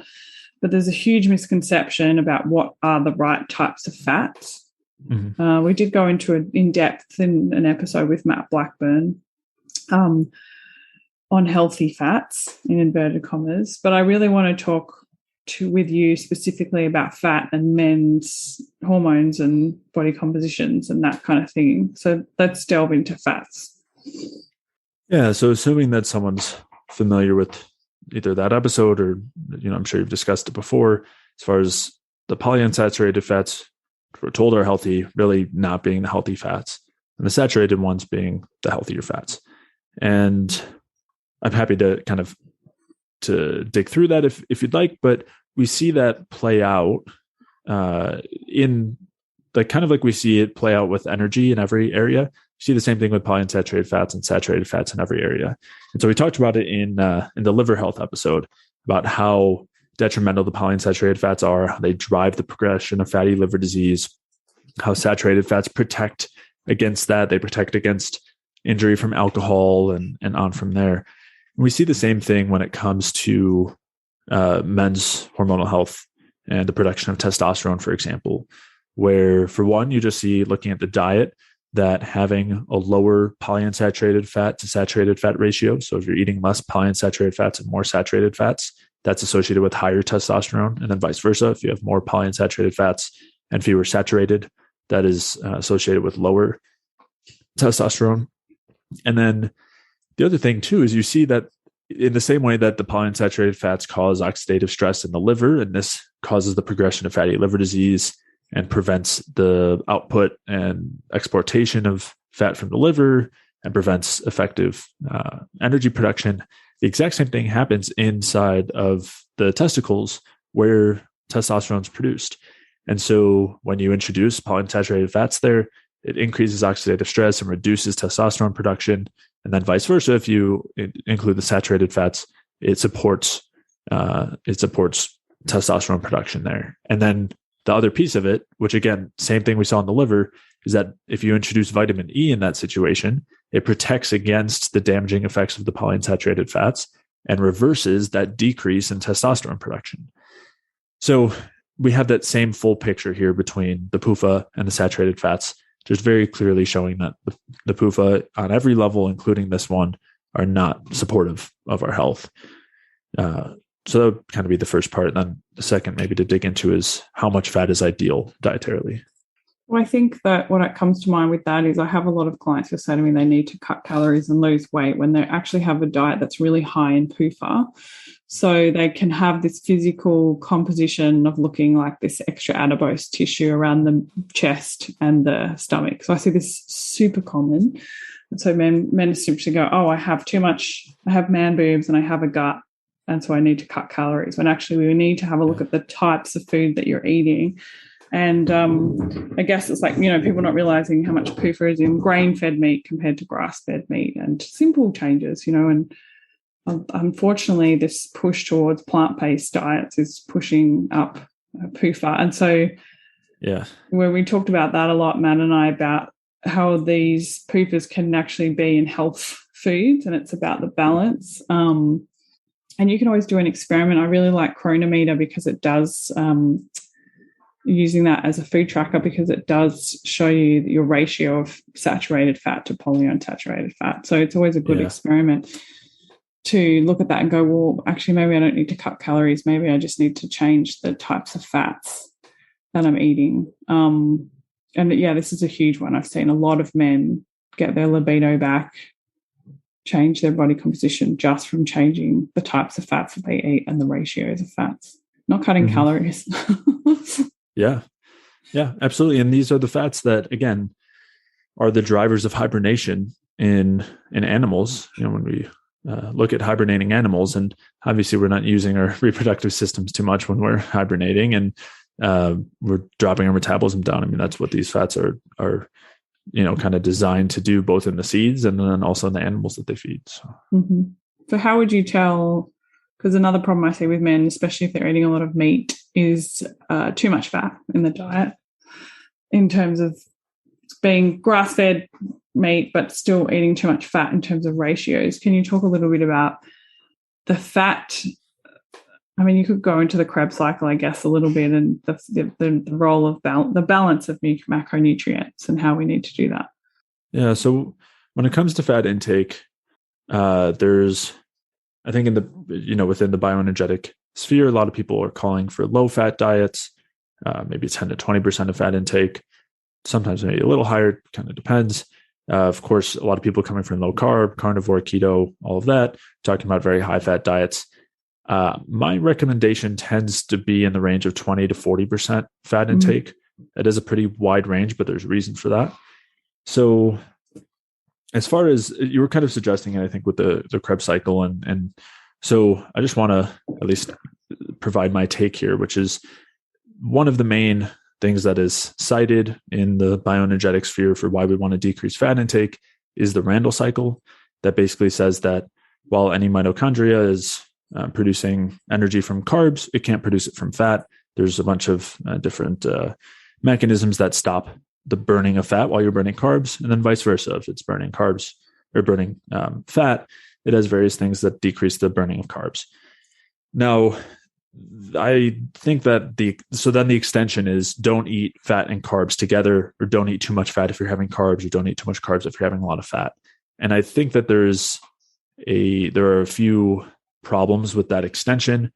The first one just being that when we're talking on an individual mitochondrion level, or on a cellular level, or even on a tissue level, that doesn't say anything about other mitochondria, other cells, other tissues. So for example, of course, let's say one muscle is just using fat as a fuel at rest. That doesn't mean that every other muscle in the body, doesn't mean that every other organ in the body has to be using fat as a fuel. So we can partition fuel, where, just as a crude example, taking a meal with fat and carbs, the carbs get taken up by the brain and liver, the fat gets taken up by the muscles who are using it at rest, or that are using it at rest, and we're fine. And it doesn't matter that we took in both at the same time, or that there was a high percentage or a moderate percentage of both at the same time. So I think that that's kind of one issue. Another kind of side issue with the Randle cycle being a reason not to do these things is just that any cell or tissue can only be burning anything at any one moment. That doesn't mean that it can't switch at the next moment. So a muscle can burn fat for 5 minutes and then carbs for 5 minutes, or, and on from there. And so we always want to be keeping time as a variable, as a factor. And so I think when you consider those kinds of things, the whole idea that you don't want to be having them together doesn't, to me, it doesn't make much sense. I don't think that's really a viable reason why not to have them together. But there are some reasons to keep fat on the lower or higher end of that 20 to 40% range that I was referencing. To me, they just don't have to do with the Randle cycle. So, and I think there's a lot of value to acknowledging pieces of the Randle cycle metabolically, but it's kind of a separate topic, just in as far as how carbohydrates are better for energy production. But anyway, so as far as that range of 20 to 40%, for one thing, we tend to see increases in testosterone production up toward that 40% range of fat intake. I think there's a couple of reasons for that. One is because that fat tends to be a major precursor of steroid hormone production. Another is that taking fat can have can basically have a carb sparing effect, where if we were to just take in carbs and have a very low fat diet, let's say, that's going to require that, for example, even our muscles at rest are using carbohydrates as a fuel. And that's going to cause us to run out of carbohydrates very quickly and need to eat again very quickly soon after. I think that sometimes that can cause someone to lean into a stress state a little bit. And the other being that too low of fat on its own will cause adrenaline and stress hormones. So we talk a lot about blood sugar being low causing an issue. But when the free fatty acids in our blood drop too low, the same backup mechanisms are activated to increase fat release. And that's because fat is also used structurally. It's also used as a fuel in many cases. It's got its own purposes. And so if free fatty acids drop too low and your blood sugar is fine, that'll also trigger adrenaline release, for example. So that's why I don't like to dip too low into fat. And so when it comes to that 20 to 40% range, I tend to lean higher in that range for people who have more muscle mass, are leaner, and are more active. And then I tend to lean lower in that range for people who have less muscle mass or are less active, or are having trouble with glucose metabolism. That is another scenario where I found that it can be helpful to keep the fat lower. Again, for me, lower, I'm still looking at least 20% of calories from fat. I think that below that, I tend to see symptoms. Like I tend to see stress symptoms in most people. Yeah, I would agree with that. Especially that I work mostly now with people with metabolic issues that tend to go down to the 20% fat. And as they get help, as their metabolism recovers and rebuilds, we can increase fat intake for sure. But yes, I've definitely seen people undereat fat as well. But it's getting those right types of fat. And I think we should touch on here fish oil, because I think a lot of people are wanting to, and there's a huge push. I mean, I was at the chemist the other day. Like we have these big chemist warehouse chain stores in Australia, and there was like an entire row of fish oil. And I definitely, I did the whole Charles Poliquin thing, and took a lot of fish oil in my time. And we touched on it a bit with Matt, but let's just touch on it here in terms of men's health, and because there's a huge push for it, especially at the moment with like neurodegeneration and for men, like they're targeting it towards men. So, and heart health too. Yes. Which is a huge one that, again, targeted toward men, especially who are tending to have, to be more likely of heart attacks and whatnot.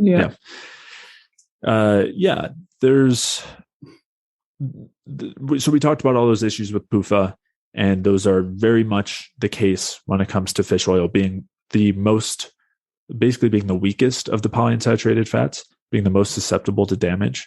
Anything that is happening with PUFA is going to happen to a strong extent with fish oil. And so, yes, we're told it's heart healthy, it's important for our brain, and on and on. And in reality, it tends to be one of those primary drivers of lipid peroxidation, and oxidative stress. Because of that, it tends to disrupt energy production, tends to suppress our immune system, decrease energy production, both because when it's used as a structural component, it doesn't work very well due to that weakness. It causes permeability in the mitochondria, but also because of a direct effect of the oxidative stress, which turns off our energy producing system. So all around, it's pretty effective at driving the factors that keep testosterone low and stress hormones high. And it's also the byproducts, the peroxides, like the damaged lipids, the damaged fish oils, are the ones that are seen in high amounts in plaques and arteries. They're the ones that are seen in high amounts in the brains of people who have Alzheimer's and other neurodegenerative conditions. And when you're taking these fish oils in, they're so susceptible to oxidative damage that it's almost a guarantee, I would argue, that that's going to happen. And so, I think the idea of increasing them is, just not based in actual physiology, Yeah, I mean, this is where we have to get really good at reading research, because there's heaps of studies that promote fish oil, but there's context to those studies, and there are just as many studies that are against fish oil. So, I think you spend a lot of time researching and reading all those. It's almost like you need to do a degree on how to read research, I think. Yeah, no, seriously. I think there's it's not something that most of us are taught or really. No, you can't take and it's very easy to get swept away in a headline or like a very basic article and not really be able to decipher what's right and what's not. Well, yeah, that's very true right now. But let's go into other supplements here, because I think there are. What are the supplements that you're seeing men use? So there's a few that I think are worth talking about. I mean, some of the most common are some of the vitamins and minerals: magnesium, zinc, vitamin D. You also have some of the herbal ones like Sistanch, and there's Tongkat Ali. I don't know if I'm pronouncing this correctly, but anyway, there's a handful of herbs that people use. Another one that I want to make sure we touch on is TRT, testosterone replacement therapy. I think that's 100% becoming very, very common and popular. But yeah, so there I would say when it comes to like vitamin and mineral supplements, magnesium, zinc, and vitamin D are the most common ones to suggest for increasing, improving hormonal health.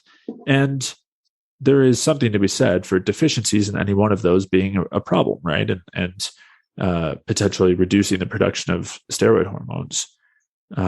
But I think most people over supplement in general, and I tend to be pretty judicious with the supplements I have someone take, where basically every supplement has a particular reason. And if we're not seeing a result there, then I tend to have someone stop using it, because I think it's too easy to cause imbalances. And also people end up just taking a million things and not really knowing why or what's working.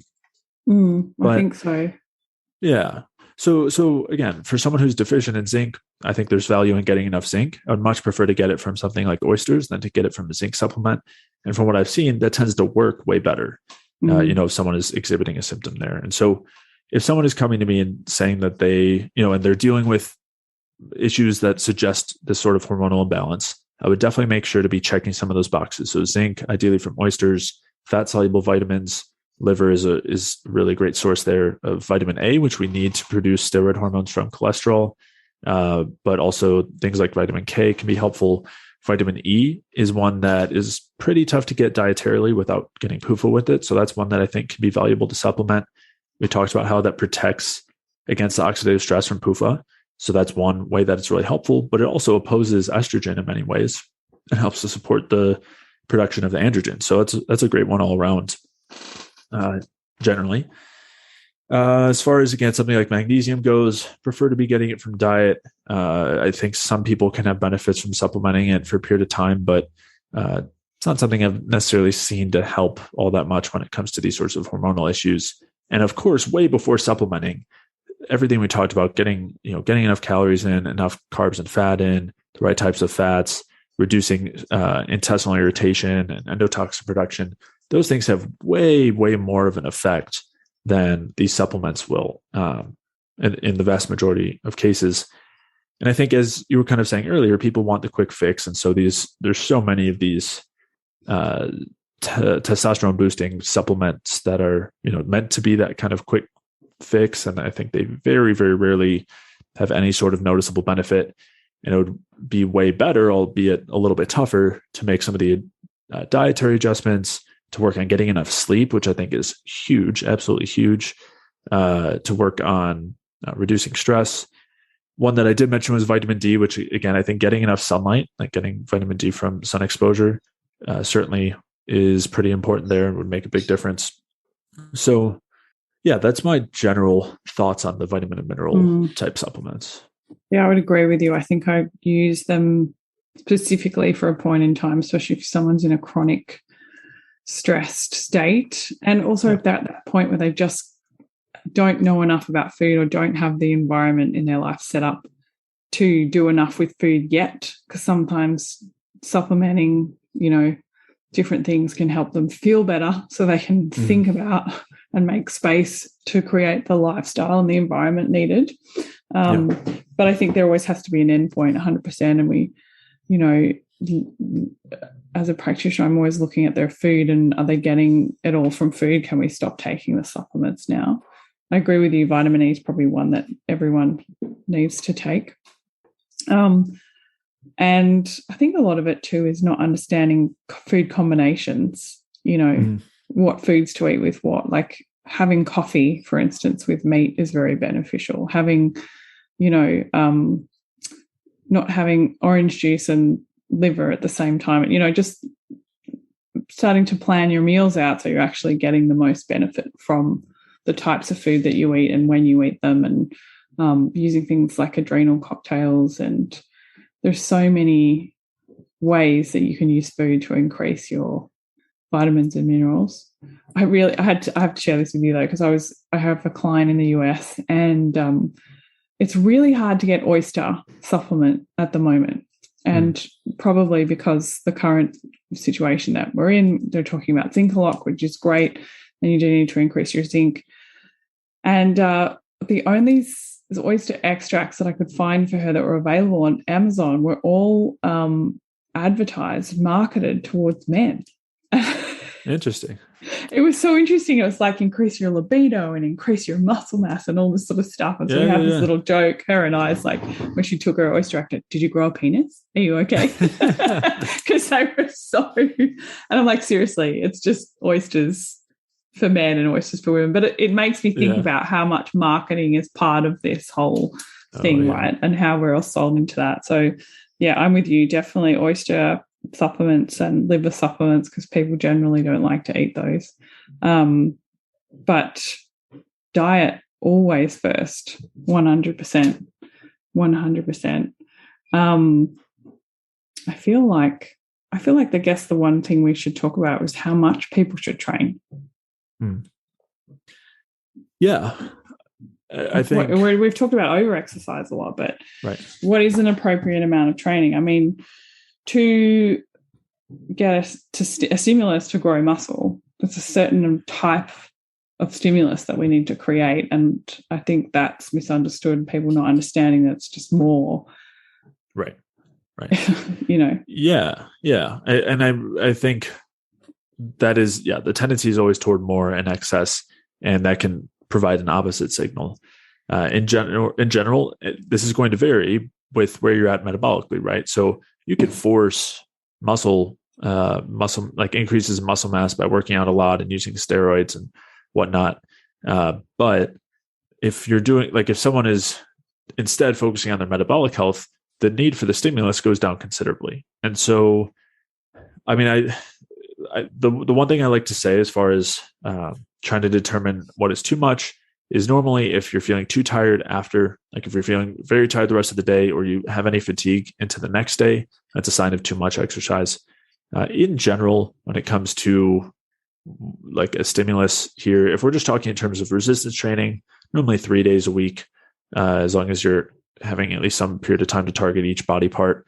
Of course, not ignoring the major ones like your legs and also back, which those two together make up 70% of our muscle mass. So if you're spending like two of those days on arms and then 1 day on on the rest, you're certainly missing out. And of course, the important thing there too is that when you get that stimulus in certain muscle groups, there are systemic effects as well. And so missing out on leg day will also cause reductions in your upper body gains as well.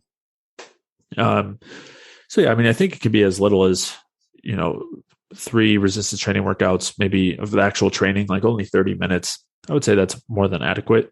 I think it's also fine if you wanted to do 4 workouts of like 45 minutes or so. I think somewhere in that range is probably optimal for muscle building. But also, you don't have to resistance train with, in a gym in order to put on muscle. I think any sort of movement, if done well, if done well and you're in a good metabolic state, should allow for some increases in muscle mass, whether it's just a sport or you're doing some sprints or like running around with your dog or swimming.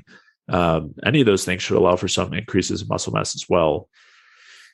So yeah, and of course with those, it's tougher to quantify how much running around with your dog equals enough stimulus to to build muscle. But I guess I think I prefer to leave those things to desire, and like I think listening to our own signals tends to lead us to a good amount there, like the right amount. I think I find this personally, even as a woman, when I weight train and I put muscle mass on, I have an increase in libido.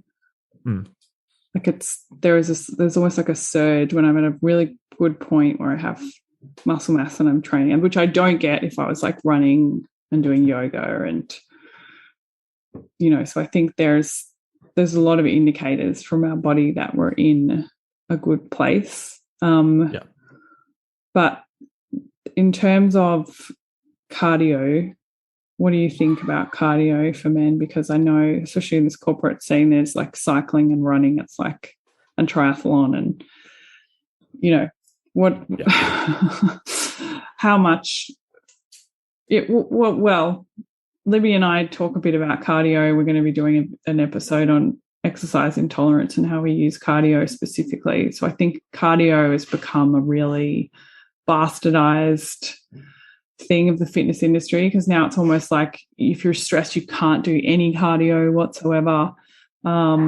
So there's a balance, right? What do you think about cardiovascular exercise for men? Yeah. So it kind of what you were getting at earlier with a lot of the cycling and like the low intensity endurance training, it tends not to be conducive to, especially to muscle, gaining muscle mass. I think there's also tends to be a cost metabolically because of how much energy ends up being directed and contributing toward that activity.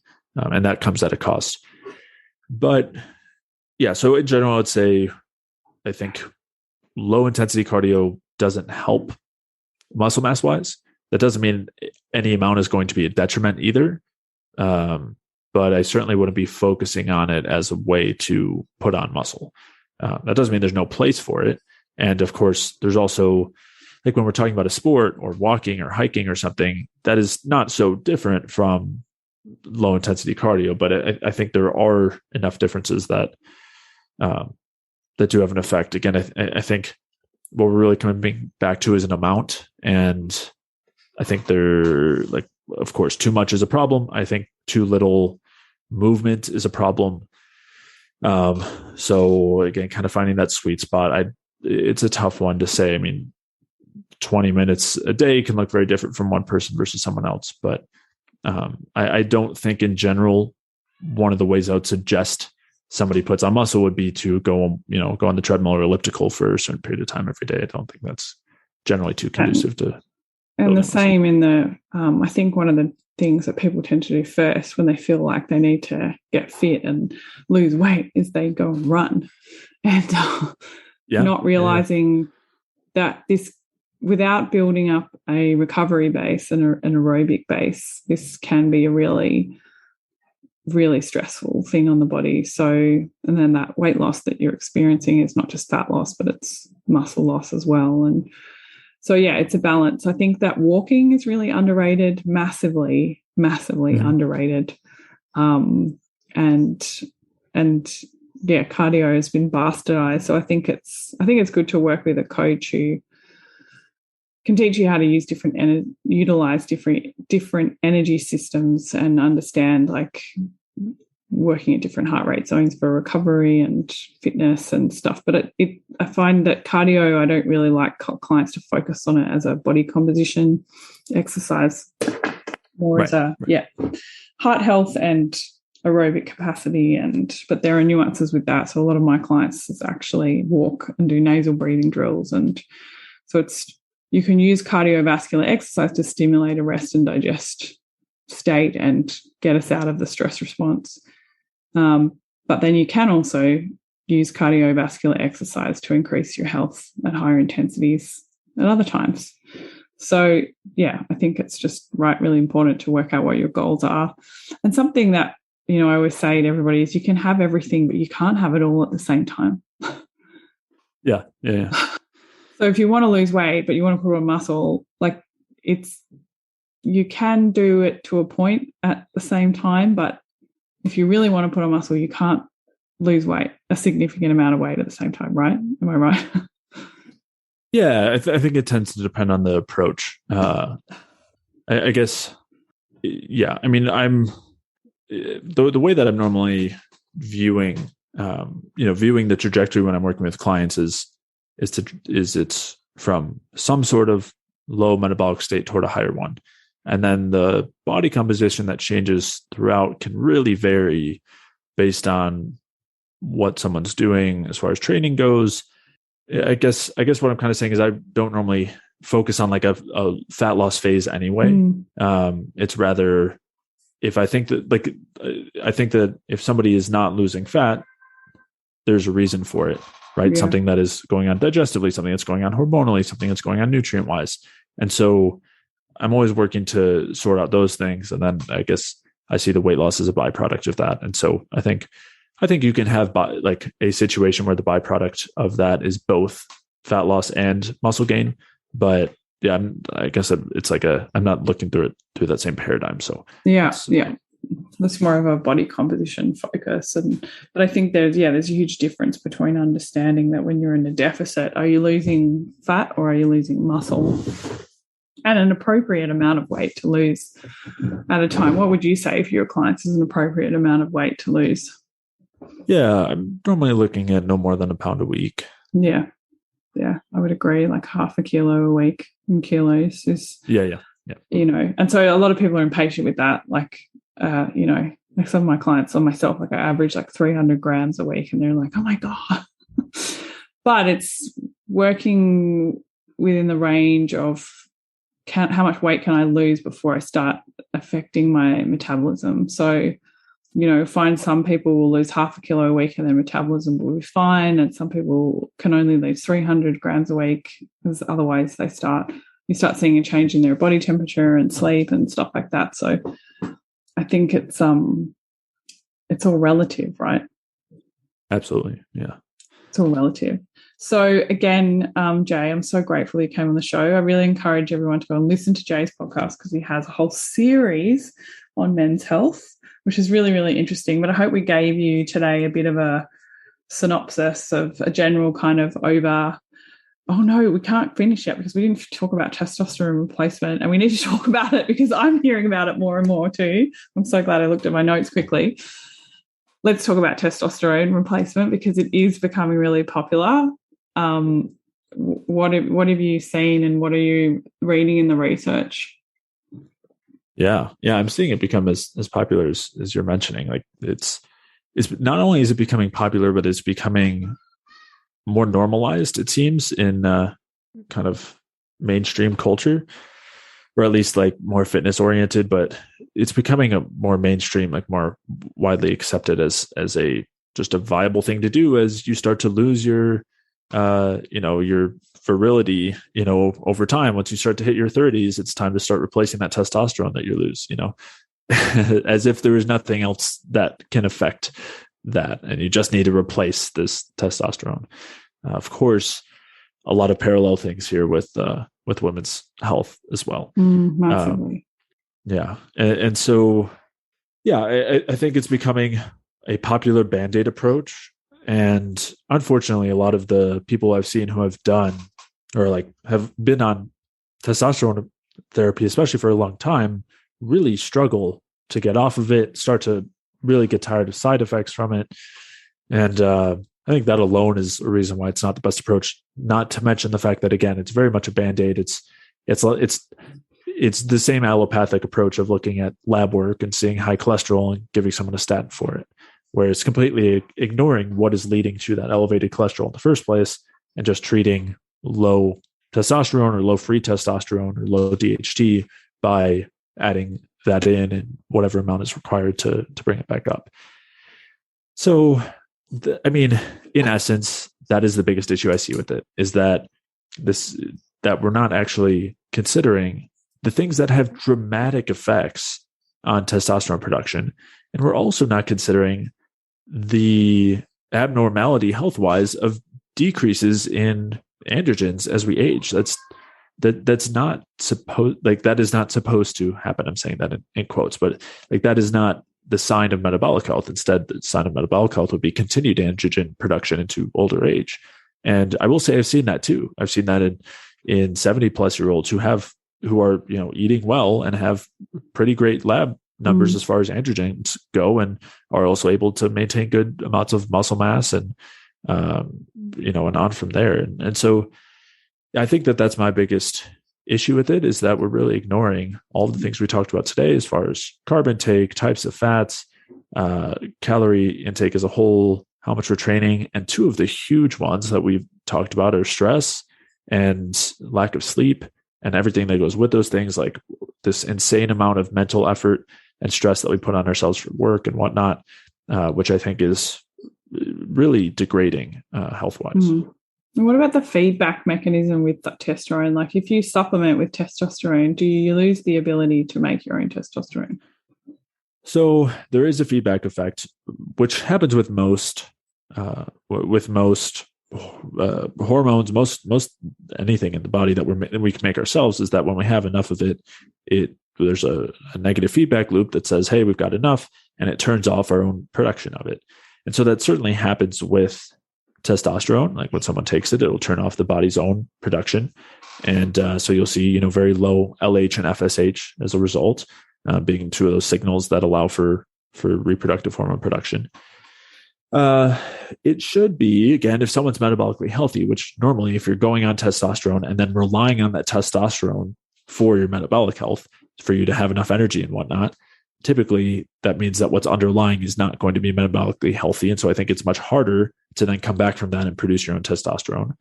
They do talk a lot also about downregulating the androgen receptors and whatnot, so you become less and less sensitive, and downregulating some of the processes that allow for the production. And so kind of the narrative there is you're going to be on this for the rest of your life and you can't get off. And that's not something I really agree with. I think if someone sorts out their metabolic health, they can get off. It's just that's a little harder and requires more than just using a pill and then stopping a pill, right? This is a more complex approach, again, to a statin, right? Like you could say the same thing looking at someone with cholesterol levels on a statin where their cholesterol is at, let's say, 250, although even though nowadays they'll prescribe it at 200 or whatever, but someone's cholesterol is 250, they go on a statin, their cholesterol goes down to 150. And then if they stop going on the statin, it'll start climbing back up if they haven't changed anything else. Normally it'll climb up even faster. So I think it's kind of that same perspective that's being used for something like testosterone. And but all of those things genetically that they talk about, the genetic effects, turning on and off genes that goes on from steroid hormones and whatnot, and the upregulation and downregulation of receptors and sensitivity. I think all of that falls in the same adaptation zone and are different ways of just characterizing that adaptation. And it can go one way and the same way it goes the other way, as long as the inputs are there and are proper. And are you using thyroid hormone with a lot of your male clients? Are you seeing thyroid dysfunction? I work so much with thyroid, but I think it's still generally seen as a women's problem. Or more common for women to have thyroid issues, and but obviously it's a problem with men too. What are you seeing with thyroid? And I would probably say more common with women, but I still use thyroid quite often with men too, and tend to see a lot of the same great benefits. And I think that's another example too, right? People are concerned about downregulating their own thyroid hormone production, which happens when you go on thyroid, but that doesn't mean it won't come back when you go off of it. But it's still, again, with it being that top level kind of governor of metabolism, when someone's got the foundations in place, I think it can really help to act kind of like, if we think that over time with our dieting, our overexercise, our low carb diets, our fish oil, we've given our bodies a signal of a poor energetic environment. Using thyroid acts as an opposing signal. So when we have the foundations in place, instead of waiting another 10, 20 years of, the equivalent of what we did to get to where we are, thyroid kind of speeds up that process. And I'm oversimplifying here, but this is, that's kind of a lens through which I see it. And I think talking about androgens, talking about decreasing estrogens, talking about decreasing stress hormones, talking about improving libido, thyroid is great for all of those if used properly. If used properly, I'd agree. And I think this is the thing, because I think you can go onto the Ray Peat forum and you can read in there, and there are people taking like 20 different supplements. And if you don't have or using, jumping from one thyroid product to another, or progesterone, or, aldosterone, or whatever they're doing, if you're not restoring your metabolic function, whatever you put in the system is just going to be another stress. So you'll see people who have low thyroid function, so they have low body temperature and pulse, and so they'll take a thyroid supplement, but then it'll actually be a burden on the body because the nutrition is not there to process the thyroid supplement. Or as well, I think just not taking body temperature and pulse and other physiological measures to ascertain whether that's the right supplement for you when you're on it. So people get a little bit lazy, they feel better, I'm not going to log anymore, I'm not going to take my temps and pulse anymore, and then 2 months later they wonder why their thyroid hormone doesn't work anymore when it kind of really didn't work in the first place. It was just a bit of a prop. And so I think that's where, working with someone like Jay, if you're listening, you guys, if you're been on this thyroid supplement or your endocrinologist has you on something, that there's reasons why the medication doesn't work, and a lot of that has to do with food and lifestyle. And so if you work with a practitioner who takes really good physiological messages, you can really hone in on that, and then you don't have to wait for blood tests as well to come back to, because we did a whole episode on that, but with Tomo, on why blood tests are sometimes not always helpful. And I think that's really important to listen to, guys. If you're feeling like you're experiencing a lot of the symptoms that Jay's been talking about today, but you've had blood tests, because this is so common, right? You go to your doctor, it's like, I'm really tired, I've lost my libido, or, if you're happy to say that, or and your doctor goes, I ran a whole bunch of blood tests and there's nothing wrong with you, so just carry on. So that's a really interesting episode for you to listen to on blood tests. But I really encourage you guys to listen to Jay's podcast. Get in touch with Jay if you want to work with him. You are taking on clients right now. I just reach out. I mean, things are pretty full at the moment, but it fluctuates. So it always fluctuates. But listen to Jay's podcast. There's a whole series on men's health. How many episodes was that? Like 8 episodes? That one I think was a little shorter. Maybe it was like 5. Yeah. So if you want to get more in depth as to what we're talking about today, is, if you're listening and you're like, I have some of those symptoms, if you're listening and your husband has got some of those symptoms, or partner, jump on and have a look at Jay's podcast. So thanks so much for coming onto the show. Can you just let everyone know what your website is and your Instagram handle so people can find you? Yeah, thanks for having me, Layla. It's a fun round 2. My website is it's jfeldmanwellness.com. My podcast is the Energy Balance Podcast, and on Instagram it's the letters JF Wellness. Awesome. Thanks so much, Jay. I really hope that the men feel held and understood now, because we spent so much time talking about women's stuff. Yeah, for sure. I hope so. And that there's something for them. And especially that emotions part, right? I was thinking about it, because, my husband was having some issues with his mood after food. And what we did was just bring his fats down a little bit and increase his protein. And he's much less, experiencing less mood outbursts. So I think that is a big one. I hope there seems to be a lot more movement going around of men like paying attention to their emotions and stuff as well. So huge one to think about. Anyway, thanks, Jay. I could talk to you all day, but you probably need to go to bed, and I take my daughter to school. Thanks so much. I'm Layla Lutz, and you've been listening to The Body Never Lies. If you haven't yet, please go to your favourite podcast app and subscribe, rate, and review this podcast. All the resources and references from this episode are waiting for you on my website, leelalutz.com. Just click on podcast and look for this episode. Now join me next week for another episode of The Body Never Lies. Thank you so much for listening.